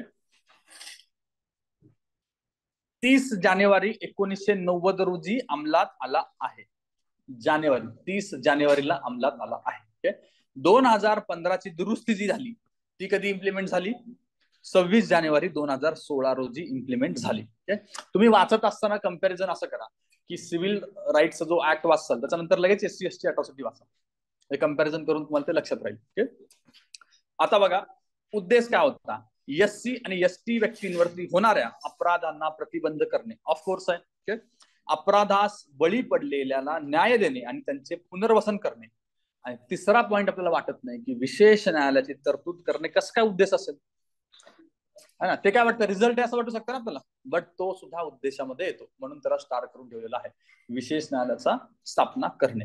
मगाच्या केसमध्ये विशेष न्यायाधीश होता, इथे कोण आहे आता, विशेष न्यायालय. प्रकरण बघा, प्रकरण किती आहेत, 1 2 3 4, 4A आणि 5 6. ओके, आणि 4A कधी ऍड झाले, 2015 ची दुरुस्ती. मागच्या केसमध्ये आपण 4A ऍड केलं होतं, कधी ऍड झालं होतं, 18. ओके, आणि तो सुद्धा 4A होता ना, बरोबर. ओके, आता नाव बघा, प्रिलिमिनरी आहे पहिलं, ऑफकोर्स प्रिलिमिनरी असणार आहे, कलम 1 आणि 2 असणार आहेत प्रिलिमिनरी मध्ये, मोस्ट ऑफ ठिकाणी सेमच आहे. ऑफेन्स ऑफ अट्रॉसिटीज किती मध्ये, 3 ते 9 मध्ये ऑफेन्स ऑफ अट्रॉसिटीज येतं. तडीपारी, तडीपारी प्रकरण 3 मध्ये येतं, 10 ते 13. ओके, 10 ते 13 मध्ये ते येतं. आणि विशेष न्यायालय कुठे आहे, कलम 14 आणि 15 मध्ये विशेष न्यायालयाची तरतूद आहे. पीडित आणि साक्षीदाराचे अधिकार कुठे येतात, 15A मध्ये येतात. आणि मिसलेनियस कुठे येतं, 16 ते 23 मध्ये मिसलेनियस येतं. ओके, असे ही टोटल 6 प्रकरणं आहेत. ओके, प्रकरण पण का लक्षात ठेवायची, या कायद्यात किती प्रकरणं आहेत असा प्रश्न आला तर आपण तयार पाहिजे. ओके, पुढे प्रकरण 1 बघूया आपण, प्रिलिमिनरी कुठं असणार आहे, भारतभर लागू असणार आहे, संपूर्ण भारतभर लागू. आता व्याख्या बघू आपण. अट्रॉसिटीज 2A मध्ये काय, अट्रॉसिटीज लक्षात ठेवायला सोपं आहे, A for atrocities. A for atrocities लक्षात ठेवा. अत्याचार काय तो, त्याची डेफिनेशन कलम 3 अन्वये शिक्षेस पात्र असलेला अपराध. आपण पुढे कलम 3 बघणार आहोत. त्या कलम 3 मध्ये कुठले कुठले अपराध दिलेत ना, त्या सगळ्या अपराधांची समावेश या अट्रॉसिटीच्या डेफिनेशन मध्ये होते. आलं लक्षात. पुढे बी, बी काय आहे, कोड. कोड म्हणजे काय आहे इथला, सीआरपीसी कोड 1973. प्रश्न कसा बनू शकतो? अट्रॉसिटीज ऍक्ट 1989 अंतर्गत कोड म्हणजे काय? तर सीआरपीसी ऍक्ट, सीआरपीसी कोड नाव लक्षात, criminal procedure code. Okay. Option मध्ये आयपीसी असेल, सीबीसी असेल, वेगवेगळी नावं असू शकतात. Okay. Criminal procedure code, B for barrister. लक्षात राहील का? कोड कोण बनवतं? बॅरिस्टर लोक. त्याच्यावरून तुम्ही बी लक्षात ठेवू शकता. पुढे बी, बी डबल बी काय डिपेंडंट आहे, है ना, एकमेकांवरती डिपेंडंट आहेत ना, बी एकानंतर एक आलेत, तर डबल बी तुम्ही डबल डिपेंडंट असं लक्षात ठेवू शकता. ओके. डिपेंडंट म्हणजे कोण? जो व्हिक्टीम आहे त्या व्हिक्टीम वरती डिपेंडंट असणाऱ्या व्यक्ती. तर पुढे रेफरन्स त्याचा आपल्याला जास्त कळेल. ओके. त्याच्यानंतर बीसी, बीसी काय आहे? आर्थिक बहिष्कार, इकॉनॉमिक बॉयकॉट. इकॉनॉमिक बॉयकॉट बद्दल बघा, बीसी लक्षात राहते का? बीसी मध्ये बॉयकॉटचा शॉर्ट फॉर्म बीसी, बॉयकॉट लक्षात ठेवा, इकॉनॉमिक बॉयकॉट. ओके. पुढचा मुद्दा बीडी, एक्सक्लुझिव्ह स्पेशल कोर्ट, बीडी मध्ये येतं. आता काय काय एक्सक्लुझिव्ह ब्रँड सुद्धा आहेत बघा मार्केटमध्ये. बीडीला जरा एक्सटेंड करा, तुम्हाला लगेच लक्षात राहील. ओके. मला म्हणायचं काय तुम्हाला लक्षात आलं असेल तर ते एक्सक्लुझिव्ह लक्षात ठेवा. एक्सक्लुझिव्ह स्पेशल कोर्ट कलम नंबर 14A मध्ये एक्सक्लुझिव्ह स्पेशल कोडचं आहे. आतापर्यंत स्पेशल कोड आपण बघतो, तर हे एक्सक्लुझिव्ह वाला आलं. एक्सक्लुझिव्ह आणि नॉर्मल स्पेशल कोड काय फरक आहे तो आपण बघू पुढे. फॉरेस्ट राईट किती मध्ये येतं? बीई मध्ये येतं. कसं लक्षात ठेवणार? E for environment. B F manual scavenger. B F मधला एफ तुम्ही सफाई कर्मचाऱ्याला जोडा, सफाईचा फो त्याला जोडू शकता. आणि बी जी काय आहे? Public servant. त्यातला जी काय आहे? Government servant. आणि पब्लिक सर्वंट मध्ये की कलम किती येतं आयपीसी मधलं? सेक्शन 21 लक्षात ठेवा. हे ऑलमोस्ट सगळ्या कलमांमध्ये ऍक्ट मध्ये तुम्हाला दिसेल. चला पुढे. सी बघा, शेड्युल्ड कास्ट. कास्टचा सी घेऊ शकता तुम्ही. सी ला आलं शेड्युल्ड कास्ट. आणि शेड्युल्ड ट्राईब सुद्धा दोन्ही सी मध्ये येतात. आणि शेड्युल्ड कास्ट कसं आहे? आर्टिकल 366(24) नुसार. आणि शेड्युल्ड ट्राईब आर्टिकल 366(25) नुसार. डी काय आहे? Special court. ओके. आता स्पेशल म्हटल्यानंतर आपण दी जोडतो ना, तर दी स्पेशल कोर्टला डी जोडा तुम्ही. ओके. तर कलम नंबर 14 नुसार ते येतं. एक्सक्लुझिव्ह कुठं होतं? 14A मध्ये होतं, है ना. 14A का 14(1) होतं? 14(1) मध्ये होतं एक्सक्लुझिव्ह, वरती बघा. आणि हे काय आहे? 14 मध्ये स्पेशल कोर्ट आहे. ओके. डी ला आहे, डी ला आले की तुम्ही त्याला फक्त काय जोडायचं? डी जोडायचं. डी वरनं डी लक्षात ठेवू शकता. पुढे स्पेशल पब्लिक प्रोसिक्युटर किती मध्ये येतो? ई मध्ये येतो. त्याच्या पुढे ई ए शेड्यूल आहे. ई बी पुन्हा बघा, बी आले की पुन्हा आपण सोशल बॉयकॉट जोडू शकतो. ई सी काय आहे? व्हिक्टीम. आता ई सी तुम्ही कसं लक्षात ठेवाल? व्हिक्टीम ऑफ कास्ट आहे ना, या ऍक्ट नुसार तो व्हिक्टीम ऑफ कास्ट आहे. त्यामुळे सी तुम्ही जोडला तर व्हिक्टीम तुम्हाला लक्षात राहील. ईडी काय आहे? विटनेस आहे. विटनेसला तुम्ही कसं लक्षात ठेवाल? डी फॉर देखा. विटनेस कोण आहे? आखो देखा आहे ना तो, जिसने देखा वो विटनेस आहे. तर आखो देखाचं डी तुम्ही डी ला जोडू शकता. ईडी तुमच्या लक्षात राहील. ओके. अट्रॉसिटी इव्हेंट को आखो देखा तुम्ही ईडी लिहू शकता. ओके. लहानपणी तुम्ही एक ते बघायचं का, ते काय नाव होतं? तिसरा डोळा. काय बघितलं ना तुम्ही? त्याच ते खूप फेमस होती. आणि अजून एक अशी रात्री लागायची, त्याचा डायलॉग असतो ना, तुमचे डोळे, हिंदीमध्ये त्याचा डायलॉग होता, तुम्ही डोळे जागृत ठेवा. ओके. आता हे बघा, यांना माहित आहे हो म्हणा.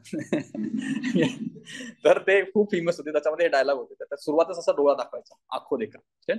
तर ते अशा गोष्टी काहीतरी आठवत राहत, मला ते लक्षात राहण्याची मतलब आहे, बाकी काय नाही. पुढे या कायद्यात डिफाईन न केलेल्या शब्दांचा अर्थ सीआरपीसी इंडियन एव्हिडन्स ऍक्ट नुसार घेतला जाईल. दोन्ही नुसार. एखादा शब्द आला असेल, त्याचा अर्थ या कायद्यात नसेल, तर तुम्ही कुठं जायचं? सीआरपीसी मध्ये जावा किंवा इंडियन एव्हिडन्स ऍक्ट मध्ये जा, तिथून तुम्हाला दिसेल. आणि कोड काय होता? कोडची डेफिनेशन काय होती आपली? सीआरपीसी फक्त, एव्हिडन्स ऍक्ट नाही. ओके. पुढे प्रकरण 2 मध्ये आपण जाऊया. प्रकरण 2 आहे ऑफेन्सेस ऑफ अट्रॉसिटीज. याच्यामध्ये कोणकोणत्या ऑफेन्सेसचा समाविष्ट होतो ते आपण बघूया. कलम 3 बघ, punishment for offences of atrocities. Okay. ऑफेन्सेसच्या अट्रॉसिटीज बद्दल पनिशमेंट काय? एससी एसटी नसलेल्या व्यक्तीने एससी एसटी असलेल्या व्यक्तीच्या संदर्भात खालील अपराध केल्यास शिक्षा किती आहे? 6 महिन्यापासून 5 वर्ष. लक्षात येते का? अपराधी कोण आहे इथे? एससी एसटी नसलेला. एससी एसटी न जर एससी एसटी वरती अत्याचार केला असेल तर तो या केस अंतर्गत येईल का? नाही. तो कुठे येईल? मग इतर कलम आयपीसी सीआरपीसी अंतर्गत येईल. याच्यामध्ये हे 2 क्लिअर कट लक्षात ठेवा गोष्टी. आता कुठले कुठले याच्यात अपराध आहेत बघा. ओके. आता एक मी साईडला तुम्हाला कलम दिले, ते कलम लक्षात राहिली तर बेटर आहे, नाही राहिली तरी फरक नाही, कारण हे 3 मध्ये आपण अजून उपकल्म पाठ करतोय. फक्त एकदा प्रश्न आला होता उपकल्मांबद्दल. ओके, तर तो पण आपण बघूया. ते लक्षात ठेवण्याची काय टेक्निक सापडले तर आपण बघूया. कलम नंबर 3.1 आता 3 मध्ये 3.1 पण आहे, 3.2 पण आहे. तर आता 3.1 मधले सुद्धा अजून उपकलम आहे. तर एक काय म्हणतो, किळसवाना पदार्थ खाऊ घालणे, एक मध्ये आला. ओके, किळसवाना पदार्थ खाऊ घालणे. ओके. बी काय म्हणतो, राहत्या जागेवरती विस्ता जनावरांचे मृत शरीर टाकणे. म्हणजे SC ST असलेली व्यक्ती ज्या ठिकाणी राहते त्या ठिकाणी विस्ता किंवा जनावरांचं मृत शरीर टाकणे. तर मृत शरीरला डेड बॉडीचा बी लक्षात राहू शकतं का, बॉडी बी तुम्ही जोडू शकता तिथे. सी काय आहे, SC STच्या शेजारी वरील पदार्थ टाकून त्याला इजा करणे, सी मध्ये येतं. डी मध्ये काय, गळ्यात चपलांची माळ घालणे आणि धिंड काढणे. धिंड काढण्याचा डी ला तुम्ही जोडू शकता, धिंडचा डी जोडा. 3.1 डी. 3.1 अंगावरील कपडे काढणे आणि मुंडन करणे हे येतं ई मध्ये. ओके. त्याच्या पुढे एच बघा, एफ नाही घेतलं मी, बाकीच्या महत्वाच्या ज्या महत्वाच्या त्याच गोष्टी घेतल्या. आता एच बघा, एच काय, भीक मागणे किंवा वेठ बिगारीस जबरदस्ती करणे. आता भीक कधी मागतो माणूस, हंगर आल्यानंतर ना, भूक लागल्यानंतर, तर ते एच ला तुम्ही जोडू शकता. ओके. आय काय आहे, मृत शरीराचे वहन करण्यास त्याला भाग पाडणे, जे आहे हाताने मैला साफ करण्यास लावणे. के काय आहे, देवदासी म्हणून खेळ करण्यास भाग पडणे. तुम्हाला हे वाटू शकणार नाही की हे अट्रॉसिटीच्या अंतर्गत येतं का. ओके, तर येतं. असा प्रश्न आला तर अट्रॉसिटीच्या अंतर्गत देवदासींचा समावेश आहे का, तर आहे. त्यांच्यावरती होणारे अत्याचार सुद्धा याच्या कलमांतर्गत येतात. ओके. के फार काळूबाई लक्षात ठेवा, काहीतरी लक्षात ठेवायचं म्हणून. आपल्याकडे देवींनाच असे देवदासी असतात ना, त्यावरून तुम्ही लक्षात ठेवू शकता. ओके. एल पासून ओ पर्यंत काय, निवडणुकी संबंधित गुन्हे आहेत. एल फॉर लोकशाही, लोकशाही म्हणजे निवडणूक. एल पासून ओ पर्यंत तुम्ही ते लक्षात ठेवू शकता. पुढे पी बघा, खोटा दावा दाखल करणे. पी. क्यू काय, लोकसेवकास खोटी माहिती देणे, क्यू. ओके. आपण लक्षात ठेवायचं तर हजारो मेथड येऊ शकतात ना. हा. आर काय आहे, अपमान करणे. अपमान करणं म्हणजे काय, आपण रागावून बोलतो ना, आर फॉर रागावूनला आर ला तुम्ही जोडू शकता. एस काय आहे, जातीवाचक अपशब्द बोलणे. बोलणे म्हणजे काय, स्पीच. स्पीचचा यस तुम्ही इथं जोडू शकता. डब्ल्यू काय आहे, स्त्री विषयक अपराध करणे. डब्ल्यू फॉर वुमेन लक्षात ठेवू शकता. ओके. एक डेफिनेशन बघा, आता इथं आठवलं म्हणून तुम्हाला सांगतो मी, मग तुम्हाला रेफरन्स दिलता ना ओशोनचा. आता असं वेगवेगळ्या डेफिनेशन येतात, तर त्यांनी असं बोलता बोलता तो एकदा बोलला होता की वुमेनचे डेफिनेशन काय, विमेन हा शब्द कसा निर्माण झाला है ना, मॅन आणि विमेन या शब्दाची कशी उत्पत्ती झाली असेल, तर ती झाली आहे विमेनची उत्पत्ती मॅन पासून झाली. तर विमेनचा अर्थ काय होतो, अ मॅन हु हॅव्हिंग ओम, जिला उदर आहे अशी व्यक्ती म्हणजे विमेन. त्याला ते सांगितलं काहीच डिफरन्स नाही, एवढाच डिफरन्स.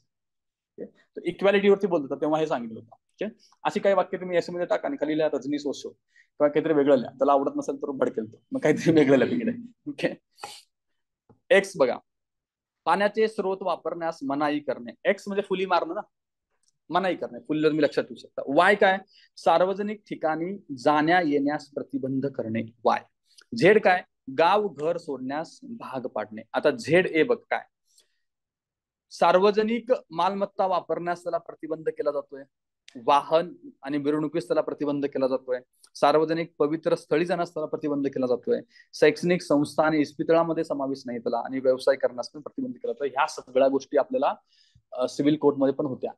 पण हा कायदा येण्याचा उद्देश काय होता, तो कायदा करून जवळपास 30 वर्ष ओलांडून गेले होते, 30-35 वर्ष, तरी सुद्धा अट्रॉसिटीज होतच होत्या, म्हणून हा दुसरा कायदा. ओके.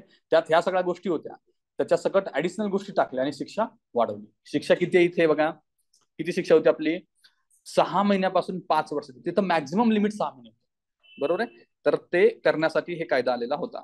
पुढे झेड ए बघितलं आपण, झेड बी बघू. SC STच्या व्यक्ती जादू टोना करते म्हणून तिला शारीरिक आणि मानसिक त्रास देणे. आता झेड बी मध्ये ना ते, तर झेड बी ला तुम्ही भूत जोडू शकता, जादू टोनाला भूत जोडा. ओके. पुढे झेड सी काय आहे, सामाजिक बहिष्कार. पुन्हा सी आला, बॉयकॉटचा सी लक्षात ठेवा, सामाजिक बहिष्कार करणे. ओके. त्या केसमध्ये सिव्हिल कोर्टच्या सिव्हिल राईटच्या केसमध्ये बॉयकॉट कुठं होता, सामाजिक बहिष्कार कुठल्या कलमात होता, 7 मध्ये होता, कलम नंबर 7.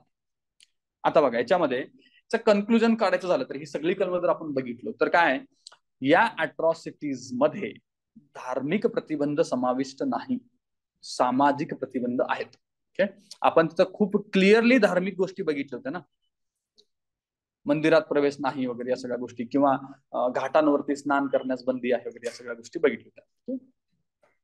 याच्यामध्ये एकूण 29 प्रकारचे अपराध आहेत. किती प्रकारचे अपराध आहेत असा प्रश्न येऊन गेलाय. किती प्रकारचे आहेत? 29. कुठून? ए पासून झेड सी पर्यंत अपराध आहेत. बरोबर आहे. झेड पर्यंत झाले 26, पुढे झाले ए बी सी 29 प्रकारचे अपराध. 2015च्या सुधारणेपूर्वी किती होते? 15 अपराध होते. ते आता झालेत किती? 29 अपराध झाले आहेत. ओके, तर आपण 3.1 बघितलं. 3.1 मध्ये आपण कोणकोणत्या प्रकारचे गुन्हे समाविष्ट आहेत हे सगळ्या गोष्टी बघितल्या. तर ते कन्क्लुजन मी लिहिलं बघा, धार्मिक प्रतिबंध समाविष्ट नाहीत आणि सामाजिक प्रतिबंध समाविष्ट आहेत. ओके, अस्पष्टपणे सार्वजनिक पवित्र स्थळांचा उल्लेख आहे, अस्पष्टपणे, पण स्पेसिफिकली नाहीये. ओके, हे काय लिहिलं होतं? जर 3.1 मध्ये कोणकोणते अपराध येतात हे जर विचारलं तर तुम्हाला एक अंदाज यावा म्हणून. ओके, त्यात जर असं दिलं की मंदिरामध्ये प्रार्थना स्थळात जाण्यास बंदी घालणे किंवा घाटावरती आंघोळ करण्यास बंदी घालणे, हे या कलमांतर्गत येणार नाहीत, हे लक्षात ठेवा म्हणून. बाकीचे तर तुम्ही वरचे वाचूनच घ्या. ओके, पुढे शिक्षा बघू आपण. कलम नंबर 3.2 मध्ये शिक्षा आहेत. हे 3.2 मध्ये शिक्षा कुठल्या कुठल्या बघा. तर पहिले 1A, 1B आणि 2 हे खोटी साक्ष देण्याच्या संबंधित गुन्हे आहेत. ओके, कुठला बघतोय आपण? 3.2 बघतोय. 3.2 मध्ये सुद्धा पुन्हा ए उपकलम, त्या उपकलमाचा पुन्हा ए उपकलम. ओके, म्हणजे कसं होईल हे? 3.2.1 ए. ओके, तर ते बघतो आपण. SC/ST करा तिथे. SC/ST व्यक्तीस फाशीची शिक्षा व्हावी या उद्देशाने जर खोटा साक्षी पुरावा तुम्ही दिला असेल तर, ओके, तुम्हाला काय शिक्षा आहे? जन्मठेप आणि दंड. ओके, जर तुम्ही अशी काही साक्ष दिले त्याच्यामुळे त्याला फाशीची शिक्षा होणं उद्देश आहे तुमचा, तर तुम्हाला सुद्धा जन्मठेप आणि दंड पण दिला जाईल. ते जन्मठेपेपर्यंतची शिक्षा बरं का. जिथं जिथं असं लिहिलं जातं जन्मठेप, तिथं पर्यंत असतं ते. ओके, तेवढं लक्षात ठेवा. काय 3 वर्ष शिक्षा असेल तर 3 वर्षापर्यंत असं लक्षात घ्या. पुढे SC/ST व्यक्तीस खोट्या पुराव्यामुळे फाशी देण्यात आली आहे तर काय? मृत्यूदंड, है ना. खून का बदला खून. ओके, तर फाशी शिक्षा तुम्हाला देण्यात येईल. हे 2 गोष्टी क्लिअर झाल्या. वरती काय आहे? शिक्षा व्हावी हा उद्देश आहे, फाशीची शिक्षा व्हावी हा उद्देश आहे. खाली काय झालीये फाशी. ओके, पुढचा मुद्दा. खोट्या साक्षी पुराव्यामुळे मृत्यूदंड व्यतिरिक्त 7 वर्ष व त्यापेक्षा अधिक शिक्षा झाली असेल तर काय? तुम्हाला कमीत कमी 6 महिने ते 7 वर्षापर्यंतची शिक्षा आहे. ओके, तुम्ही असं काही केलंय साक्षी तुमच्या साक्षीमुळे, त्याला 7 वर्षापर्यंतची शिक्षा होते, मृत्यूदंड नाहीये, 7 वर्षापर्यंत होते. तर तुम्हाला किती शिक्षा? 6 महिने ते 7 वर्षापर्यंत शिक्षा. म्हणजे काय? तुम्ही साक्ष खोटी देता. या तिन्ही गोष्टी बघितल्यात. पुढे म्हणजे आता या कलमांतर्गत जर विचारलं, या ऍक्ट अंतर्गत सगळ्यात मोठी शिक्षा किती आहे? मृत्यूदंड. ओके, दोन झालं. 3 बघू आता आपण. मालमत्तेचे नुकसान करणे, म्हणजे SC/ST असलेल्या व्यक्तीच्या मालमत्तेचं जर तुम्ही नुकसान केलं तर शिक्षा किती आहे?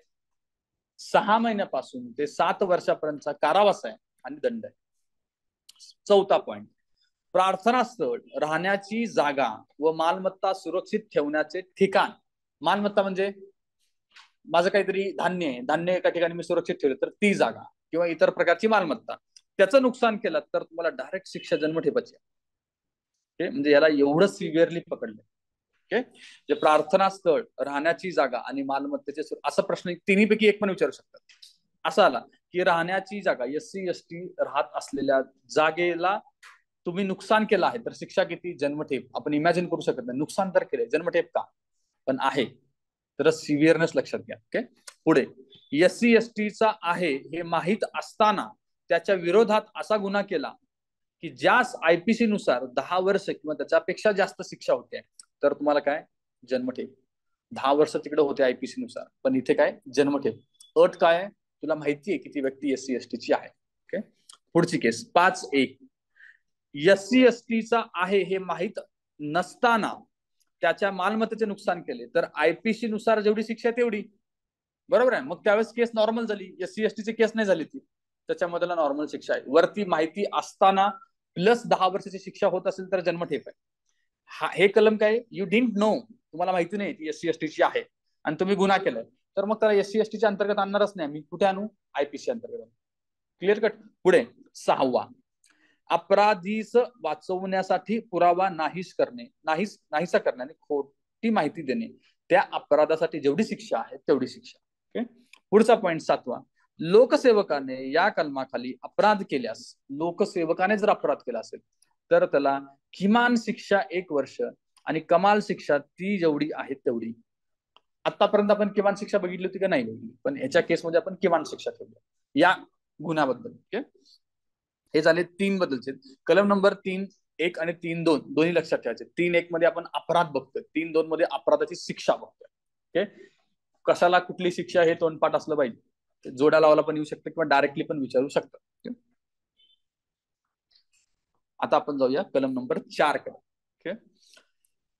कामात हायगय करणे, punishment for neglect of duties. तर 4ला काय लक्षात ठेवू शकतो, 4चं मी चार्ज असं लक्षात ठेवा. चार्ज नुसार कामात तू जर हायगय केली, तुला एक जे चार्ज दिला ते फॉलो करत नाही तर तुला शिक्षा. ओके. त्याच्यामधलं पहिलं कलम बघू आपण. लोकसेवक जो SC ST चा नाही, त्याने या कायद्यानुसारच्या आपल्या कर्तव्यात जाणीवपूर्वक हायगय केली तर त्याला शिक्षा किती आहे, किमान 6 महिने आणि 1 वर्ष. आणि त्याने गुन्हा केला असेल तर किमान 1 वर्ष आणि जास्तीत जास्त त्या गुन्ह्याची आहे तेवढी आहे. इथे कामात हायगय करतो तो, त्याची शिक्षा दिलेली आहे. ओके. कर्तव्य बघा, पुढचा पॉईंट बघू. कर्तव्य 2E म्हणजे 2 पॉईंट, याच्यातला 2E, वरचे 2E ABCD महत्वाचं नाही, डायरेक्टली E केलं मी की आपला महत्वाचं नसल्यामुळे 2E. 2E मध्ये काय आहे, चौकशी करणे व स्पेशल कोर्ट मध्ये आरोपपत्र दाखल करणे हे कर्तव्य. ओके. तर ते किती दिवसाच्या आत करायचे, 60 दिवसाच्या आत तुम्हाला कर्तव्य आहे.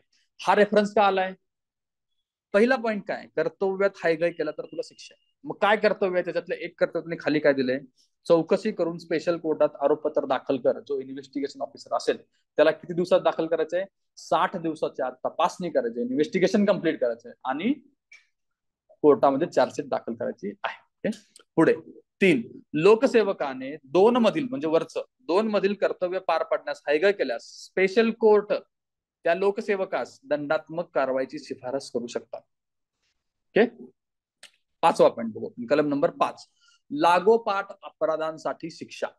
एकानंतर एक तुम्ही अपराध केला तर काय, किमान 1 वर्ष आणि कमाल त्या अपराधाची जेवढी आहे तेवढी शिक्षा.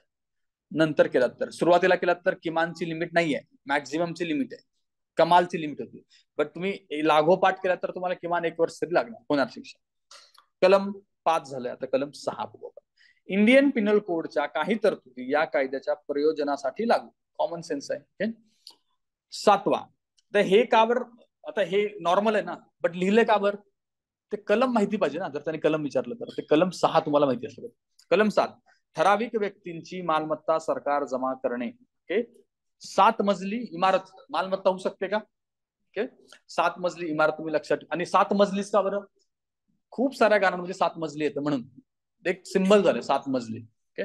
एक युट्यूबला तुम्ही सर्च करून बघा असं की 7 मजली सॉन्ग टाका, तुम्हाला खूप इंटरेस्टिंग सॉन्ग आहे. ओके. 8 बघा, अपराधान संबंधी गृहीतके. ओके. अट आहे, गृहीतक धरणार आम्ही, अट म्हणजे गृहीतक, लक्षात ठेवू शकता. अधिकार बहाल करणे 9 मध्ये येतं. आता आपण पुढच्या पॉइंट कडे जाऊया.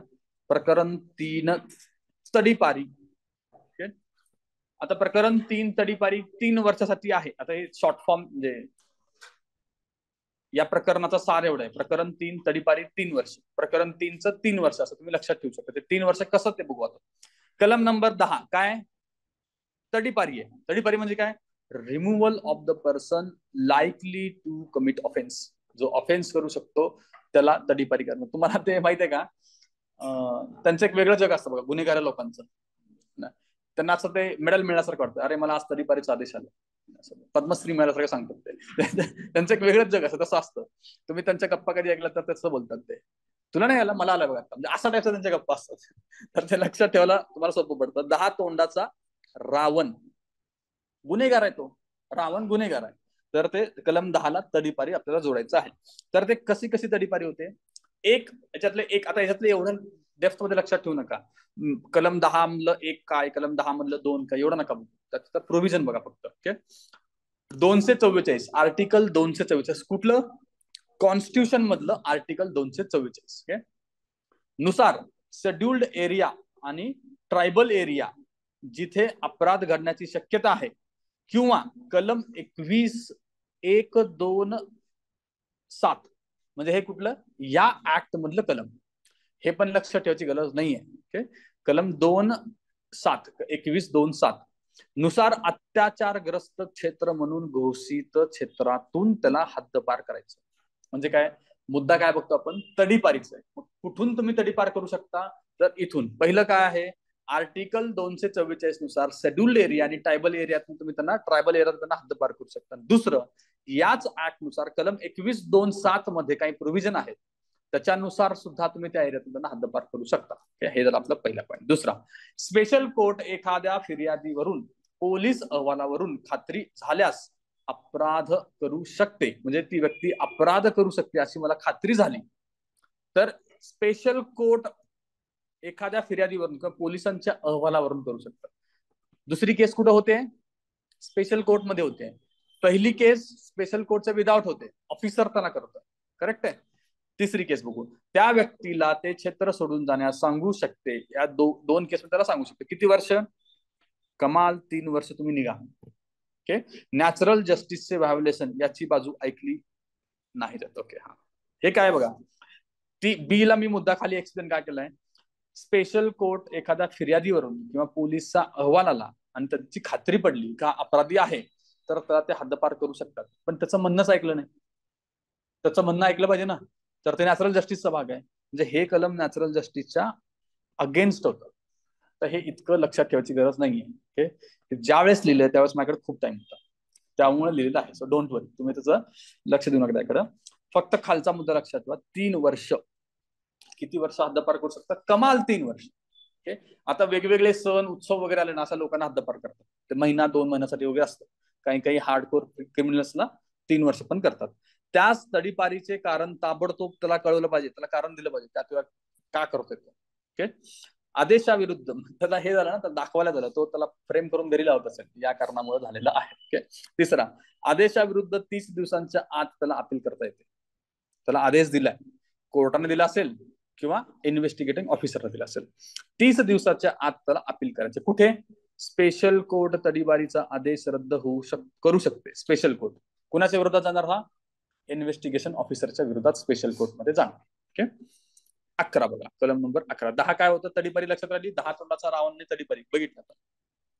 तडीपारीत व्यक्ती त्या क्षेत्रातून निघून न गेल्यास केली जाणारी कारवाई कुठे येते? 11 मध्ये. ओके. 12, तडीपारी व्यक्तीस मेजरमेंट आणि फोटो त्याला द्यावा लागतो. त्याचं मेजरमेंट ठेवावं लागतं आणि त्याचे फोटो द्यावे लागतात. ते कंपल्सरी, तो तिथे नाकारू शकत नाही. ओके. 12 मेजरमेंट आपण 12 इंचाचा 1 फूट लक्षात ठेवू शकतो, तर कलम नंबर 12 लक्षात ठेवलं पाहिजे. ओके. आता 11 पण लक्षात ठेव. काय तर तडीपार केले ना, तडीपार नाही झाला तर कारवाई 11 मध्ये. त्याला आपण असं म्हणू शकतो की भाई तू 9 तो 11 हो जा, नाही तो तेरे ऊपर कारवाई हो जाए. 11 तुम्ही लक्षात ठेवू शकता. ओके. 13 काय आहे? तडीपारीचा आदेश न मानणाऱ्या शिक्षा. किती शिक्षा आहे? 1 वर्षाचा कारावास आणि दंड आहे. 13 माज उतरना पडेगा, आदेश नाही मान रहा तू. ही भाषा हैदराबादी आहे, तर वॉटेवर ते लक्षात ठेवण्याशी माझा मतलब आहे. 13. प्रकरण 4. प्रकरण 4 कशाबद्दलचं आहे? स्पेशल कोर्ट बद्दलचं आहे. बरोबर आहे. प्रकरण 3 काय होतं? तडीपारी. सगळ्यात जास्त किती वर्ष तडीपारी होते? 3 वर्षाची. ऐकला नाही तर शिक्षा किती होती? 1 वर्षाची. ओके. तडीपार कोण कोण करू शकतं? पोलीस ऑफिसर आणि स्पेशल कोर्ट सुद्धा करू शकतो. बरोबर आहे. आता आपण स्पेशल कोर्ट बद्दल जाऊया. कलम 14, आंबेडकरांची जयंती असते ना. ओके. आंबेडकर जयंती 14 एप्रिलला असते, तर त्याला आपण कलम 14 ला स्पेशल कोर्ट जोडू शकतो. ओके. स्पेशल कोर्ट आणि एक्सक्लुझिव्ह स्पेशल कोर्ट दोन्हीची डेफिनेशन 14 मध्येच आहे. आता त्याच्यामध्ये बघा, पहिला मुद्दा काय? राज्य शासन हायकोर्टाच्या चीफ जस्टिसच्या सहमतीने एक किंवा अधिक जिल्ह्याकरता एक्सक्लुझिव्ह स्पेशल कोर्ट स्थापन करू शकतात. प्रश्न काय बनेल? या ऍक्ट अंतर्गत, अट्रॉसिटी ऍक्ट अंतर्गत स्पेशल किंवा एक्सक्लुझिव्ह स्पेशल कोर्ट कोण स्थापन करतं? राज्य शासन. आणि त्यात महत्वाचं काय, हायकोर्टाच्या चीफ जस्टिसच्या सहमतीने, ओके, सहमत येईल तिकडे, चर्चा करून येईल, अशा गोष्टी येतील. सहमत लक्षात घ्या, म्हणजे दोघं कन्करंटली करतात. ओके, परंतु जर खटल्याची संख्या कमी असेल तिथे सेशन कोर्टलाच स्पेशल कोर्ट म्हणून तुम्ही नोटिफिकेशन करू शकता, नोटिफाय करू शकता. आलं का लक्षात? ओके, आहे ते एक्झिस्टिंगला जर तुम्ही स्पेशल कोर्ट करू शकता. काही ठिकाणी जास्तच गुन्हे होत असेल तर त्या सेशन कोर्ट आहेच, त्याच्याबरोबर एक्स्ट्रा एक्सक्लुझिव्ह स्पेशल कोर्ट स्थापन केलं जाणार आहे.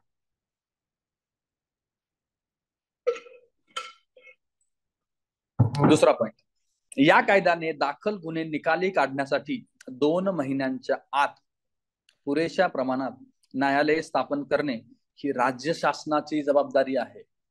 ऍक्ट लागू झाला की 2 महिन्याच्या आत तुम्हाला हे सगळे स्पेशल कोर्ट स्थापन करायचे, याची अट आहे. अजून 2 महिने आपण इथं कुठं बघितलं होतं, इन्व्हेस्टिगेशन ऑफिसरनं चार्जशीट दाखल करायचे 2 महिन्यात, कर्तव्यात हायगाई केला तर शिक्षावाला केस. ओके, चार्जशीट दाखल झाल्यापासून 2 महिन्यांच्या आत खटला पूर्ण केला जाईल. 2 महिने रिपीट होत आहेत, त्याला चार्जशीट दाखल करायला पण 2च महिने दिले आणि न्यायालयाला खटला पूर्ण करायला पण 2च महिने दिले. ओके, 2 महिने लक्षात ठेवा. पुढे 14A, ए फॉर अपील लक्षात ठेवा. 14A मध्ये अपील आहे.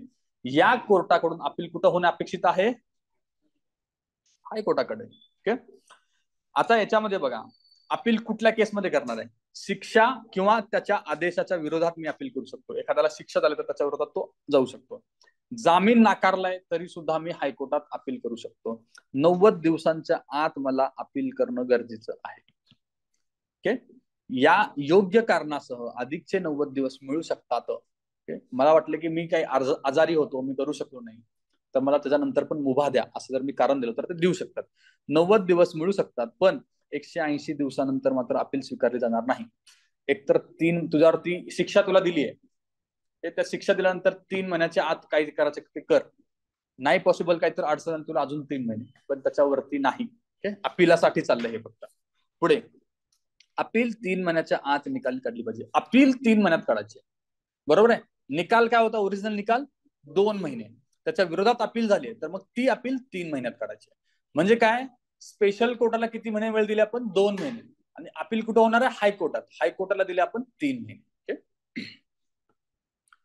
पुढचा कलम 15 बघा, स्पेशल पब्लिक प्रोसिक्युटर आणि एक्सक्लुझिव्ह पब्लिक प्रोसिक्युटर यांच्याबद्दल कलम 15 आहे. त्यांना 7 वर्षाचा वकिलीचा अनुभव असला पाहिजे. सगळीकडे 7च वर्ष असतं पब्लिक प्रोसिक्युटर. मग याच्यात लक्षात काय ठेवायचंय, कलम 15 लक्षात ठेवा.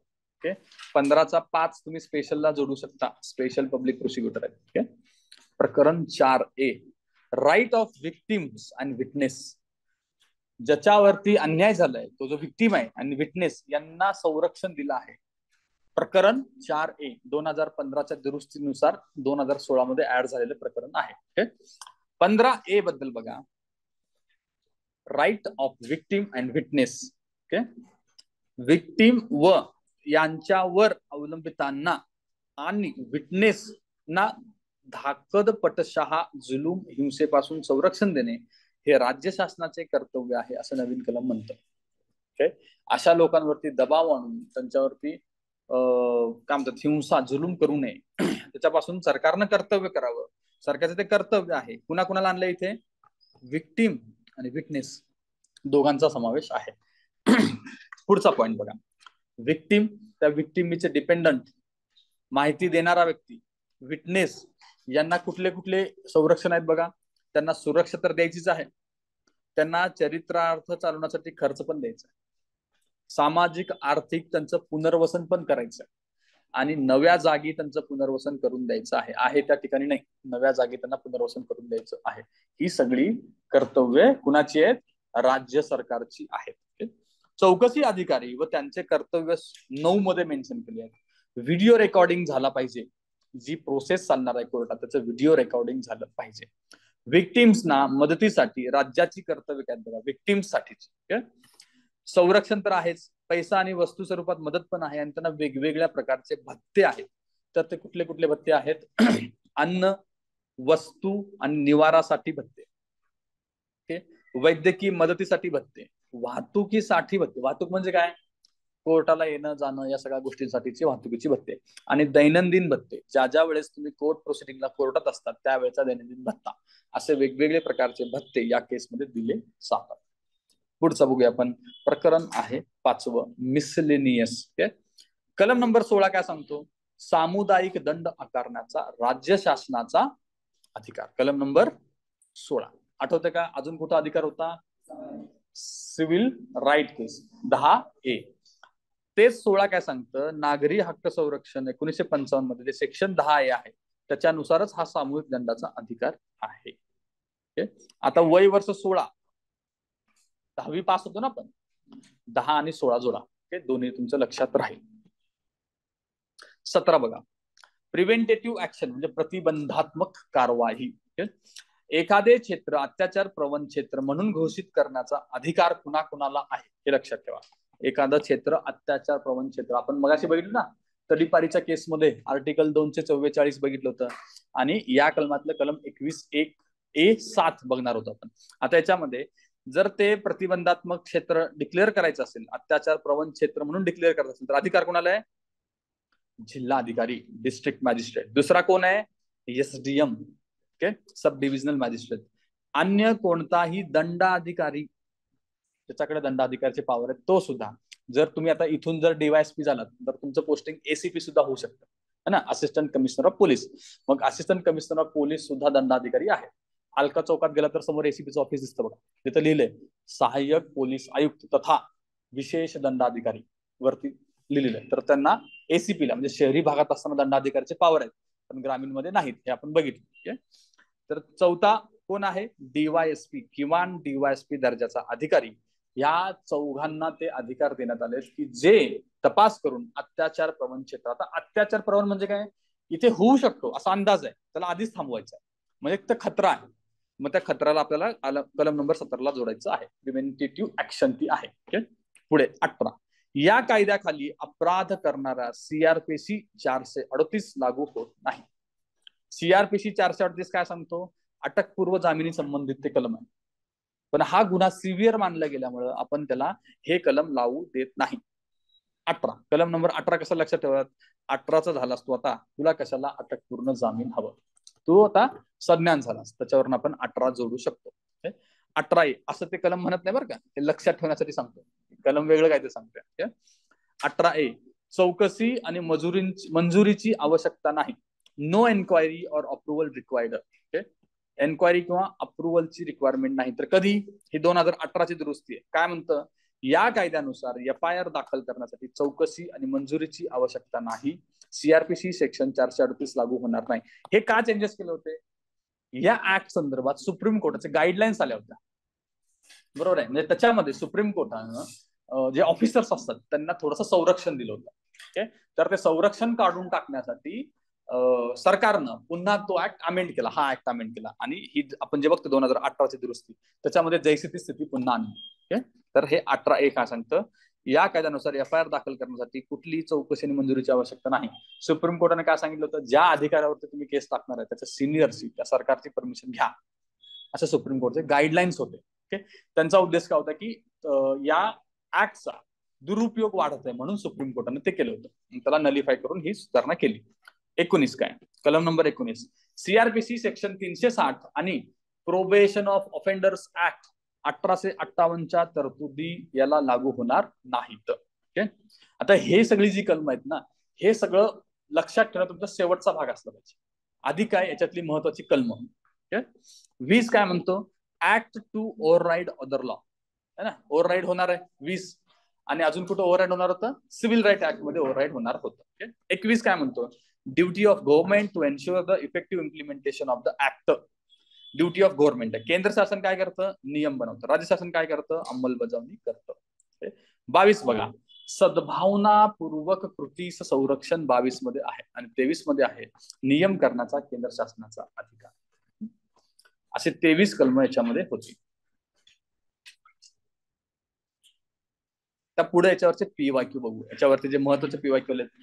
अट्रॉसिटी ऍक्टचा उद्देश काय आहे? काय उद्देश होता आपला? दुर्बल घटकांवरती होणारे अत्याचार रोखणे, SC ST जमातीचे पुनर्वसन करणे, SC/ST ना कायदेविषयक मदत करणे. अजून काय होता? स्पेशल कोर्टची स्थापना करणे हा पण मुद्दा होता. पहिला मुद्दा झाला. दुसरा बघा, 2015 कोणता अपराध अट्रॉसिटी ऍक्ट नुसार दंडनीय अपराध आहे? हा प्रश्न बघा. अपराध अट्रॉसिटी ऍक्ट नुसार, बरं का, नीट व्यवस्थित बघायचं. अट्रॉसिटी म्हणतोय का सिव्हिल राईट म्हणतोय ते बघायचं. SC/ST नसणाऱ्याने SC/ST असणाऱ्यास किळसवाना पदार्थ खाऊ घालणं अपराध आहे. कलम 311 पहिलंच कलम आहे ना, 311. SCच्या जातीच्या A या व्यक्तीने आपल्याच जातीच्या B या व्यक्तीस जमीन अवैध मार्गाने हडप केली, येईल का? SC/ST जातीच्या A ने सवर्ण महिलेची लैंगिक छळवणूक केली तर येईल का? उलट नाही होणार आहे. मग ही केस नॉर्मल केसमध्ये याच्या अंतर्गत येणार. याच्यात अपराधी कोण असणार आहे? सवर्ण SC/ST नसलेला व्यक्तीच असणार आहे, इतकं लक्षात घ्या. पुढे, SC/ST नसलेल्या A या व्यक्तीने SC/STच्या सर्व व्यक्तींना आपल्या खासगी मंदिरात पूजा करण्यास मनाई केली. बघितलं का पुन्हा आपण हे याचा समावेश केला. याची कारण वेगवेगळी आहे. इथं काय लिहिलंय? 1955च्या सिव्हिल राईट ऍक्ट नुसार हा अपराध आहे का? तिथे धार्मिक गोष्टी होत्या ना. SC/ST मध्ये धार्मिक गोष्टी आहेत का? नाही. आणि खासगी सार्वजनिक ठिकाणी जर असलं असतं तर कुठं आलं असतं? अट्रॉसिटी मध्ये येऊ शकलं असतं. बट इथे धर्माचा संबंध आला, मग ते कुठे गेलं पाहिजे? Civil code. अट्रॉसिटी ऍक्ट मध्ये अत्याचार अट्रॉसिटीचा समावेश होतो. काय होतो? अट्रॉसिटीचा. हा शब्द सुद्धा खूप महत्वाचा बरं का. अट्रॉसिटीज हा शब्द आला पाहिजे, म्हणजे अत्याचार हा शब्द. सिव्हिल कोर्ट मध्ये आपण अधिकार नाकारण्याबद्दल चाललो होतो, तिथं अट्रॉसिटीचा समावेश नव्हता.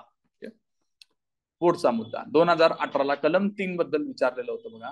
म्हणजे पुढचं डेफिनेशन दिली आणि कुठल्या कलमात आहे असं विचारलं होतं. या कायद्यात अत्याचार करणारा SC/ST व्यतिरिक्त असावा आणि विक्टिम SC/STच असावा असं कोणत्या कलमात सांगितलंय? 3. 2012ला प्रश्न बघा, प्रतिबंधात्मक उपाय कोणते? अत्याचार संवेदनक्षम क्षेत्र जाहीर करणे आहे का प्रतिबंधात्मक? कलम किती आहे? 17 वरून आपण 17. 4 ऑफिसर कोण होते? DM होता, SDM होता, दंडाधिकारी होता आणि DYSP दर्जाचा अधिकारी. संशयितांना तडीपार करणे आहे का प्रतिबंधात्मक? आहे. कलम नंबर तडीपारी 10 आहे ना. आणि प्रकरण 3 वर्ष 3. ओके. 10 कसं लक्षात ठेवलं आपण? 10 तोंडाचा रावण. ओके. आरोपींची मालमत्ता जप्त करणे असं कुठं बघितलं का आपण? ते कुठं होतं? जप्त मालमत्ता जप्त करणं करप्शन केसमध्ये होतं, बरोबर आहे. वरचेवर अपराध घडत असतील अशा गावाला सामूहिक दंड लावणे हे प्रतिबंधात्मक आहे का? दंड लावणे ही ऍक्शन झाली ना, तर ते सुद्धा आलं नाही पाहिजे. या अपराध घडल्यानंतरच्या क्रिया कुठल्या आहेत बघा? अपराध घडल्यानंतरच्या क्रिया 3 आणि 4 हे अपराध घडल्यानंतरच्या क्रिया आहेत. आपल्याला काय पाहिजे? प्रतिबंधात्मक क्रिया हव्या. त्यामुळं 1 आणि 2 याचं उत्तर हवं. ओके. प्रतिबंधात्मक कारवाईचा अधिकार असणारे अधिकारी कलम किती होतं? 17. बघितलं. DM बघितलं, एक्झिक्युटिव्ह मॅजिस्ट्रेट बघितलं, SDM बघितलं आणि police officer not below the rank of DYSP. गावात सार्वजनिक दंड कलम किती होता? 16. कशानुसार? सिव्हिल राईट कोडचा 10A नुसारचा. ओके. शासन राज्य शासनाला तो अधिकार आहे. दोन्ही नुसार राज्य शासनाला अधिकार आहे. ओके. कलम 18 CRPC सेक्शन 438च्या तरतुदी या कायद्यातील अपराधासाठी लागू नाहीत. आता बघा, असा हा जरा किचकट प्रश्न. ओके. इतर एकतर या कायद्यातील कलम विचारून दुसऱ्या कायद्यातील कलम विचारतात. ओके. तर आपल्याला CRPC सेक्शन 438, तर IPCतले काही सेक्शन आणि CRPCतले काही सेक्शन असे सगळे मिळून तुम्ही काढलात ना, 5-6 सेक्शन निघतात. त्याच्याहून जास्त निघत नाहीत. ओके. एक आपण फेमस बघितलं IPC सेक्शन 21, ते सोडून अजून एक 2-3 सापडते, जास्त नाही. ओके. शेवटच्या वेळी बाकीचं सगळं लक्षात राहील तर मग हे याच्याकडे लक्ष द्या. ओके. कलम नंबर 3.1 मध्ये किती प्रकारचे अपराध आहेत? 2015 आधी किती होते? 15. नंतर किती झाले? 29. 3.1A पासून 3.1ZC पर्यंत. ओके. यंत्रणा बघू आपण. गुन्ह्याचा तपास करणारे अधिकारी कोण आहेत? DYSP पेक्षा कमी दर्जाचा नसणारा अधिकारी. आता हे जे गोष्ट आहे हे आपण बघितलं का नाही, तर हे कुठे येणार आहे? SC ST अट्रॉसिटी नियम मध्ये येणार आहे. त्याच्यानंतर आपण नियम बघू तेव्हा त्याच्यात दिसेल. ओके. स्पेशल कोर्ट गुन्ह्याचा तपास झाला, यंत्रणा पहिली कोण आहे? DYSP पेक्षा कमी दर्जाचा नसणारा अधिकारी. 2 वेळा प्रश्न येऊन झालेला आहे. दुसरं कोण आहे यंत्रणामध्ये? Special court. स्पीडी ट्रायल साठी आपण स्पेशल कोर्ट ची निर्मिती केली. 2013 ला प्रश्न आला होता स्पेशल कोर्ट काय केलं तसं. ओके. स्पेशल कोर्टचं कलम किती आहे? 2(1)D. डी कसं लक्षात ठेवलं आपण? दी स्पेशल कोर्ट असं लक्षात ठेवलं ना. कलम नंबर 14 नुसारचे विशेष न्यायालय किंवा जे सत्र न्यायालय असतं ते आपण कसं लक्षात ठेवलं? ज्या ठिकाणी अत्याचार कमी आहे तिथे सेशन कोर्टला आपण स्पेशल कोर्ट म्हणतो, आणि जिथे अत्याचार जास्त तिथं एक्सक्लुझिव्ह स्पेशल कोर्ट. कलम नंबर किती होतं? 14. आता कोर्ट म्हणले की आपण बाबासाहेबांना आठवू शकतो. बाबासाहेबांची जयंती कधी आहे? 14. त्याच्यावरून लक्षात ठेवायचं. तर यंत्रणा बघा, सरकारी वकील आहे का यंत्रणामध्ये? गुन्ह्याचा तपास करणारा अधिकारी झाला, स्पेशल कोर्ट झाला, आणि पब्लिक प्रोसिक्युटर झाला. पब्लिक प्रोसिक्युटर कितव्या कलमामध्ये होता? 15. 14 मध्ये स्पेशल कोर्ट, तर नेक्स्ट लगेच प्रोसिक्युटर 15 मध्ये. त्याची कंडिशन काय होती? 7 वर्षाचा त्याला अनुभव असला पाहिजे. डिस्ट्रिक्ट मॅजिस्ट्रेटच्या शिफारशीनुसार त्याची अपॉइंटमेंट केली जाते. बघा प्रश्न 13ला, 15ला, 17ला विचारलेला आहे. सरकारी वकीलचं कलम लक्षात ठेवा 15. शिक्षा. शिक्षा बघितली आपण कलम नंबर 10 नुसार तडीपारी होती. लोकसेवका शिक्षा होती ना. काय होती? कर्तव्यात जर कसूर केला असेल तर 6 महिन्यापासून ते 1 वर्षापर्यंतची शिक्षा होती. लोकसेवकाने जर गुन्हा केला असेल तर कमीत कमी 1 वर्ष, आणि जास्तीत जास्त त्या अपराधास जेवढी शिक्षा आहे तेवढी. कायद्याअंतर्गत जास्तीत जास्त शिक्षा किती आहे? मृत्यूदंड. कुठल्या केसमध्ये? साक्ष पुरावा, खोटा साक्ष पुरावा दिला की ज्याच्यामुळं फाशी झाली तर तुम्हाला मृत्यूदंड. कलम 3(2)(4). कलम 3 मधलं 2 मधलं 4. SC ST ने प्रार्थनास्थळ, राहण्याची जागा, मालमत्ता, सुरक्षित ठेवायचे ठिकाण यांचे नुकसान केल्यास त्याला काय शिक्षा आहे? जन्मठेपेची शिक्षा. बघितलं आपण. आपण डिस्कस केलं ना. गुन्हा छोटा वाटतो आपल्याला पण तो छोटा नाहीये. अट्रॉसिटीज आहे ती. राहण्याची जागा बोलतोय आपण. व्यक्तीची लाईफ त्याची संबंधित असते ना, त्यामुळे याला शिक्षा मोठी आहे.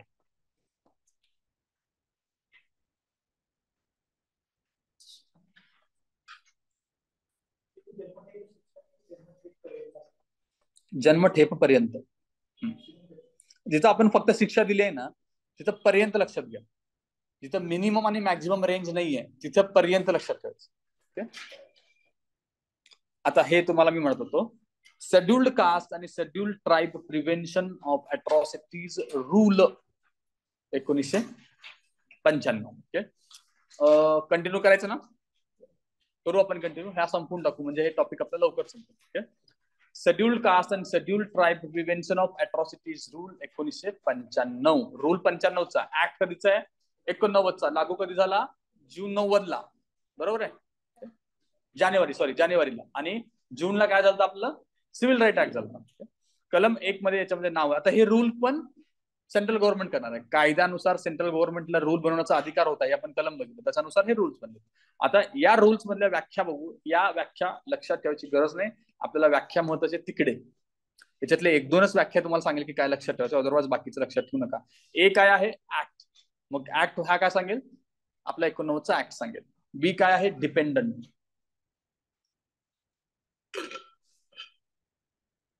बी इंडिपेंडंट वरून लक्षात ठेवू शकता. सी काय आहे? अनुसूचित क्षेत्र किंवा शेड्युल्ड एरिया. म्हणजे काय झालं? शेड्युल्ड कास्ट आणि ट्राईब साठीचा एरिया ना, मग त्या कास्टचा सी तुम्ही जोडू शकता. डी काय आहे? NGO. ई आहे शेड्यूल, म्हणजे ई शेड्यूल पण म्हणू शकतो आपण, ऑनलाईन शेड्यूलला. आणि F आहे सेक्शन किंवा कलम. जी फक्त लक्षात ठेवा, या रूल नुसार 2G मध्ये राज्य शासन येतं. 2G वरनं गव्हर्नमेंट पण तुम्ही लक्षात ठेवू शकता. ते काय सांगतं? युनियन टेरिटरीच्या बाबतीत कलम 239 नुसार राष्ट्रपतीकडून अपॉइंट केलेला जो प्रशासक असतो तो म्हणजे राज्य शासन. कलम 2G मध्ये युटीच्या बाबतीत राज्य शासन म्हणजे काय असा प्रश्न येऊ शकतो. काय आहे? कलम 239 लक्षात ठेवायचे. 239 नुसार राष्ट्रपतींच्या अपॉइंटेड प्रशासक होय. 239 मध्ये पण रिदम आहे बघा. 2 आहे त्याच्यानंतर 3 आहे. त्या 2ला 3च्या डोक्यावर ठेवा. 3च्या वर्ग झाले की 9. 239 कलम नंबर 3 आता आपण बघूया. कलम 3 काय म्हणतं? प्रिकॉशनरी अँड प्रिव्हेंटेटिव्ह मेजर कुठं होतं कलम नंबर ऍक्ट मध्ये 17 होतं कलम नंबर 17. 17 असेल तर आपण प्रिव्हेंटेटिव्ह मेजर्स तर ते डिटेलमध्ये इथे रूल मध्ये असणार. ते काय बघा, राज्य शासन करणार आहे ते बरोबर आहे. अत्याचारग्रस्त प्रणव क्षेत्र निर्धारित करणे पहिली गोष्ट असणार आहे. दुसरी काय, अशा क्षेत्रांची पाहणी करण्याचे आदेश कोण पाहणी करू शकतं, डीएम, एसपी आणि इतर ऑफिसर पाहणी करण्यासाठी. ओके. अवैध शस्त्रे जप्त करणे, शस्त्रांबद्दल 3 गोष्टी बघा. एक तर काय, अवैध शस्त्रे जप्त करायचे, शस्त्राचे परवाने रद्द करणे कुणाचे, जो नॉन एससी एसटी आहेत त्याचे, आणि एससी एसटींना शस्त्र परवाने सुद्धा दिले जाऊ शकतात स्वतःच्या संरक्षणासाठी. हे झाले शस्त्रांबद्दलच्या गोष्टी. पुढे समितीबद्दल बघा, 2 प्रकारच्या समिती इथे आहेत. एक आहे उच्च अधिकार समिती, हाय पॉवर कमिटी. कुठे कुठे असणार आहे, राज्य, विभाग आणि जिल्हा या 3 स्तरांवरती या कमिटी असणार आहेत. दक्षता व सनियंत्रण समिती अशी एक महत्वाची समिती आहे, त्याला म्हणायचं vigilance and monitoring committee. Okay. जागृती केंद्रे, अवेअरनेस सेंटर हे पण असणार आहे त्याच्यामध्ये. त्याच्यानंतर एनजीओ ची मदत पण आपण घेणार आहे. विशेष पोलीस दल पण स्थापन केलं जाणार आहे आणि प्रत्येक 3 महिन्याने परिस्थितीचा आढावा सुद्धा घेतला जाणार आहे. ही सगळी कामं कुणाची आहेत, राज्य शासनाची आहेत. प्रिकॉशनरी मेजर्स मध्ये, प्रिकॉशनरी मध्ये राज्य शासनाची कामं कुठली कुठली आहेत ते लक्षात घ्या. पुढचा मुद्दा कलम 4, supervision of prosecution and submission of report. आता राज्य शासन काय काय करतं बघा, इथे एक जिल्हा मंडळ आहे, त्याला अधिवक्त्यांचे मंडळ म्हणायचं, आणि अभियोक्त्यांचे मंडळ असे 2 मंडळ आहेत. ओके. राज्य शासन जिल्हा न्याय दंडाधिकाऱ्यांच्या सल्ल्याने 7 वर्षाच्या वकिलीचा अनुभव असणाऱ्यांना नेमणूक करतो. आणि अभियोक्त्यांचं मंडळ काय, पुन्हा राज्य शासन अभियोक्ता संचालकांच्या सल्ल्याने असे मंडळ स्थापन करतो. वर्ष आहेत 3 वर्ष. ओके. अधिवक्ते आणि अभिवक्ते असे 2 गोष्टी फक्त लक्षात घ्या. पुढचा मुद्दा आहे मंडळांच्या कार्यांचा आढावा. जिल्हाधिकारी आणि अभियोक्ता संचालक हे वर्षातून 2 वेळा आढावा घेतात. ओके. पुढचा आहे खटला लढवण्यास अधिवक्त्यांची नियुक्ती कोण करतं, डीएम किंवा एसडीएम हे अत्याचारग्रस्ताने मागणी केल्यास खटला लढवण्यासाठी वरिष्ठ अधिवक्त्याची नियुक्ती करतात. कोण आहे, डीएम आणि एसडीएम. ओके. 5 मध्ये पोलीस अधिकाऱ्यास माहिती देण्याचं महत्वाचं आहे. आणि बघा 6 महत्वाचं आहे, घटनास्थळाची चौकशी कोण कोण करू शकतं, DM, SDM, executive magistrate, DySP. वरती सेमच ऑफिसर आहेत, इथेही सेम ऑफिसर आहेत. कलम नंबर 7, इन्व्हेस्टिगेशन ऑफिसर कोण आहे, कोण आहे इन्व्हेस्टिगेशन ऑफिसर, डीवायएसपी वा त्यापेक्षा मोठ्या दर्जाचा अधिकारी. 60 दिवसाच्या आत चार्जशीट दाखल करावी. योग्य लेखी कारणांसह त्यानंतर ही चार्जशीट दाखल करता येते. त्याला 60 दिवस दिलेत, बट योग्य कारण दिले की तुम्हाला आणखीन थोडा एक्स्ट्रा टाइम मिळेल. ओके. वरिष्ठ अधिकारी प्रत्येक तिमाहीस कामांचा आढावा घेणार. जर डीवायएसपीच्या वरती एसपी असेल तो आढावा घेईल प्रत्येक तिमाहीस. कलम नंबर 7. कलम नंबर 8 बघा, प्रोटेक्शन सेल. प्रोटेक्शन सेल काय, त्याचं काम काय आहे, एक तर सर्वे करा, म्हणजे अत्याचार कुठे होतात काय होतं त्याचे सर्वे. दुसरा आहे लॉ अँड ऑर्डरच्या बाबतीतल्या सुधारणा सुचवायच्या. आणि तिसरा आहे स्पेशल पोलीस फोर्स या बाबतीत डेव्हलप करता येईल का ते त्यांना सांग. ओके. राज्य शासन काय करतं, पोलीस संचालक किंवा पोलीस महानिरीक्षक यांच्या अंतर्गत, यांच्या अंडर प्रोटेक्शन सेलची निर्मिती करते. लक्षात काय ठेवायचं आहे, प्रोटेक्शन सेलचा हेड कोण आहे, कोण आहे, पोलीस संचालक, डायरेक्टर ऑफ जनरल पोलीस किंवा आयजीपी पोलीस महानिरीक्षकांच्या अंतर्गत प्रोटेक्शन सेल असतं. कलम 8. यातली कलम नका लक्षात ठेवू, खूप कन्फ्युजन होत असेल तर ते नंतर करा. कलम 9 काय, नोडल ऑफिसर कोण आहे, सचिव दर्जाचा अधिकारी असतो नोडल ऑफिसर. एससी एसटी जमातीचा तो असला पाहिजे नोडल ऑफिसर. ओके. डीएम आणि एसपी यांच्यात समन्वय साधणे त्याचं काम आहे. डिस्ट्रिक्ट मॅजिस्ट्रेट आणि एसपी यांच्यात समन्वय साधणं हे नोडल ऑफिसरचं काम आहे. सचिव दर्जाचा अधिकारी आहे तो स्टेट लेवलला असेल. पुढचा एक ऑफिसर आहे स्पेशल ऑफिसर, कोण आहे, एडीएम दर्जाचा किंवा ऍडिशनल डीएम दर्जाचा अधिकारी हा असणार आहे. ओके. निर्धारित क्षेत्रातील डीएम आणि एसपी इतर ऑफिसर्स यांच्यात समन्वय साधणे. हा स्पेशल ऑफिसर कुठं आला, निर्धारित क्षेत्रासाठी आला. नोडल ऑफिसर कुठं आला, राज्याच्या लेवलला आला. ओके. 11 विक्टिम आणि अवलंबितांना सहाय्य करणे हे 11 मध्ये. कसलं सहाय्य आपण बघितलंय, प्रवास भत्ता, निर्वाह भत्ता, दैनिक भत्ता सुद्धा दिला जातो. 12 बघा, जिल्हा प्रशासनाने करावयाचे उपाय. जिल्हा प्रशासनाने कोणते उपाय करायचे आहेत? डीएम आणि एसपी ने घटनास्थळी भेट दिली पाहिजे. डीएम आणि एसपी, डीएम एसडीएम आणि इतर मॅजिस्ट्रेट 7 दिवसाच्या आत पीडिताला त्यांनी मदत केली पाहिजे. किती? 7 दिवसाच्या आत पीडिताला मदत मिळाली पाहिजे. कोषागारातून पैसे काढण्याचा अधिकार कुणाला असतो? डिस्ट्रिक्ट मॅजिस्ट्रेटलाच असतो. 13 बघा, सिलेक्शन ऑफ ऑफिसर्स, त्याच्याबद्दल राज्य शासनाचे अधिकार. 14 special responsibility of state government. काय?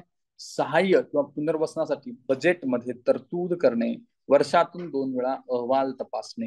तर त्याचा पुढचा आहे contingency plan by the state government 15चा. इतके सगळी कलम त्याच्यात होती. आता पुढचा घटक आहे ऑफिसर्स आणि नॉट बिलो द रँक, आपल्याला लक्षात ठेवायचं आहे. आता इन्व्हेस्टिगेशन ऑफिसर कोण असतो? डीवायएसपी, त्याच्या वरचा. नोडल ऑफिसर सचिव आणि त्याच्या वरचा. स्पेशल ऑफिसर एडीएम दर्जाचा आणि त्याच्या वरचा. आणि प्रोटेक्शन सेलला कोण असतो? पोलीस संचालक आणि महानिरीक्षक. हे 4 प्रकारचे ऑफिसर्स आता आपण बघितले. ते हा चार्ट लक्षात ठेवा. आणि त्यांची कलम काय आहेत? 7, 9, 10 आणि 8. ओके. तर पुढचा एक घटक आहे तो कमिटी बद्दलचा आहे. विजिलन्स आणि मॉनिटरिंग कमिटी. विजिलन्स आणि मॉनिटरिंग कमिटी कलम नंबर 16, कलम नंबर 17 आणि कलम नंबर 17A आणि खाली आहे कलम नंबर 18. एवढ्या गोष्टी आपण इथे बघणार आहोत. दक्षता व समन्वय उच्च अधिकारी समिती, त्याचं नाव, किंवा विजिलन्स आणि मॉनिटरिंग कमिटी सुद्धा म्हणतो. पहिली जी 16 आहे ती कुठल्या लेवलला आहे? स्टेट लेवलला आहे. स्टेट लेवलला सदस्य किती आहेत? मॅक्झिमम 25 सदस्य. अध्यक्ष कोण आहे? सीएम किंवा ऍडमिनिस्ट्रेटर. ऍडमिनिस्ट्रेटर म्हणजे कुठे आला? युटीच्या बाबतीत. कलम नंबर 239. आणि आणीबाणीच्या काळात कोण असणार आहे? राज्यपाल असणार आहे. सदस्य कोण कोण आहेत बघा? Home minister HM, FM finance minister आणि समाज कल्याण मंत्री. हे तिघ सुद्धा त्याचे बाय डिफॉल्ट सदस्य असणार आहेत. SC ST चे MP आणि MLA सुद्धा त्या समितीत असणार आहेत. तुमच्या त्या प्रदेशातले जे SC ST चे आमदार खासदार आहेत त्यांचाही समावेश त्याच्यात केला जाणार आहे. त्याचबरोबर मुख्य सचिव, गृह सचिव, पोलीस महासंचालक, DGP या सगळ्यांचा समावेश सदस्यांमध्ये होतो. सगळ्यात महत्वाचं, आधी अध्यक्ष लक्षात घ्यायचं. अध्यक्ष पाठ झाले, लक्षात राहिले तर मग सदस्य. जानेवारी व जुलै यामध्ये वर्षातून 2 बैठका होतात. कधी? जानेवारी आणि जुलैमध्ये. ठीक आहे. आता डिस्ट्रिक्ट लेवलची कमिटी बघा. अध्यक्ष कोण असणार आहे? डीएम. सदस्य बघा, जिल्ह्यातून निवडून आलेले MP MLA, त्याच्याबरोबर SP असेल, 3 SC ST चे ग्रुप A ऑफिसर आणि 5 NGO चे सदस्य म्हणजे गैर SC ST वाले सुद्धा त्याच्यात असतात. आणि 5 SC ST तील नॉन गव्हर्नमेंट सदस्य सुद्धा असतात. SC ST चे government servant, non SC ST चे गव्हर्नमेंट सर्वंट आणि NGO. ओके. आय नो की हा खूप जबरदस्त डेटा आहे, लक्षात राहत नाहीये, करावं लागणार आहे. ओके. ब्रेनचं प्रोसेसिंग खूप जास्त फास्ट होणं गरजेचं आहे. आणि त्यात आता 1 वाजले, ब्रेनला कार्बोहायड्रेट्स पोचत नाहीये. ठीक आहे, तर आपण करू, लवकर करूया. 17A vigilance and monitoring committee sub divisional level. अध्यक्ष कोण आहेत? सब डिव्हिजन लेवलला SDO. हे लक्षात ठेवा. सचिव कोण आहे? BDO, ब्लॉक डेव्हलपमेंट ऑफिसर सचिव आहे. सदस्य तहसीलदार, DYSP, MLA वगैरे तिथे सदस्य असतात. आणि 3 महिन्यातून एकदा यांची एक बैठक झाली पाहिजे. 18 राज्य शासन केंद्रास प्रत्येक वर्षी 31 मार्चला अहवाल सादर करतो. 18चा हा 31 मार्च लक्षात ठेवा. 31 मार्च का बरं? इकॉनॉमिक वर्ष सुरू होऊन जातं. आता प्रिव्हियस इयर क्वेश्चन्स बघूया. याच्यावरती काही खूप जास्त प्रिव्हियस इयर क्वेश्चन नाही आहेत, फक्त एकच पेज आहे. SC ST अट्रॉसिटीज रूल 1995 चे उद्दिष्ट काय होतं? अत्याचारास SC ST प्रतिबंध, SC ST वरील अत्याचारास प्रतिबंध, बरोबर आहे. त्यांचे पुनर्वसन बरोबर आहे आणि स्पेशल कोर्ट बरोबर आहे. या 3 गोष्टींना आपल्याला बरोबर घ्यायचं होतं. दुसरं काय? Vigilance monitoring committee. काय झालं? या प्रोव्हिजन, हा सॉरी ऍक्ट मध्ये येतं ते, की रूल मध्ये आपल्याला विचारलं ना, रूल मध्ये त्याची प्रोव्हिजन येणार नाही, तर ती ऍक्ट मधील. ते नीट व्यवस्थित लक्षात घ्या बरं का. बहुतेक माझे कार्बोहायड्रेट्स कमी पडतात. 2012चा प्रश्न बघा. विजिलन्स अँड मॉनिटरिंग कमिटी कुठे कुठे आहे? राज्य स्तर आणि जिल्हा स्तर, आणि अजून पण होतं. कुठं होतं? सब डिव्हिजन लेवलला सुद्धा होतं. ओके. 16, 17 आणि ते काय होतं? 17A होतं. 17A. त्याच्यानंतर 2017चा प्रश्न बघा, घटनास्थळाची पाहणी करण्याचा अधिकार कुणाकुणाला होता? डीएम, एसडीएम, डीवायएसपी आणि ईएम सुद्धा होता, बरोबर, एक्झिक्युटिव्ह मॅजिस्ट्रेट. पुढे कलम 2G मध्ये काय होतं आपण बघितलं ना, 2G बघितलं, रूल मधला 2G आहे ना, गव्हर्नमेंट, राज्य शासन. राज्य शासन म्हणजे कोण? युनियन टेरिटरीच्या बाबतीमध्ये आर्टिकल 239 नुसार जो काही शासक असतो, प्रशासक असतो तो. प्रोटेक्शन सेल, कलम 8, राज्य शासन राज्य मुख्यालयाच्या ठिकाणी सेल स्थापन करणार. त्या सेलचा हेड कोण असणार होता? डीजीपी किंवा आयजीपी लेवलचा ऑफिसर्स. आता समाविष्ट अधिकारी किंवा ऑफिसर्स आपण बघितलो. कलम नंबर 7 ला तपास अधिकारी होता, इन्व्हेस्टिगेटिंग ऑफिसर. ओके.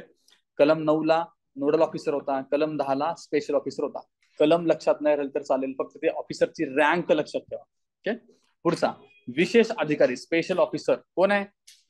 एडीएम दर्जाचा, ऍडिशनल डिस्ट्रिक्ट मॅजिस्ट्रेट दर्जाचा अधिकारी होता. ओके. तर अशा प्रकारे या गोष्टी संपल्या आहेत. इन्फॉर्मेशन टेक्नॉलॉजी ऍक्ट आपण नंतर घेऊया.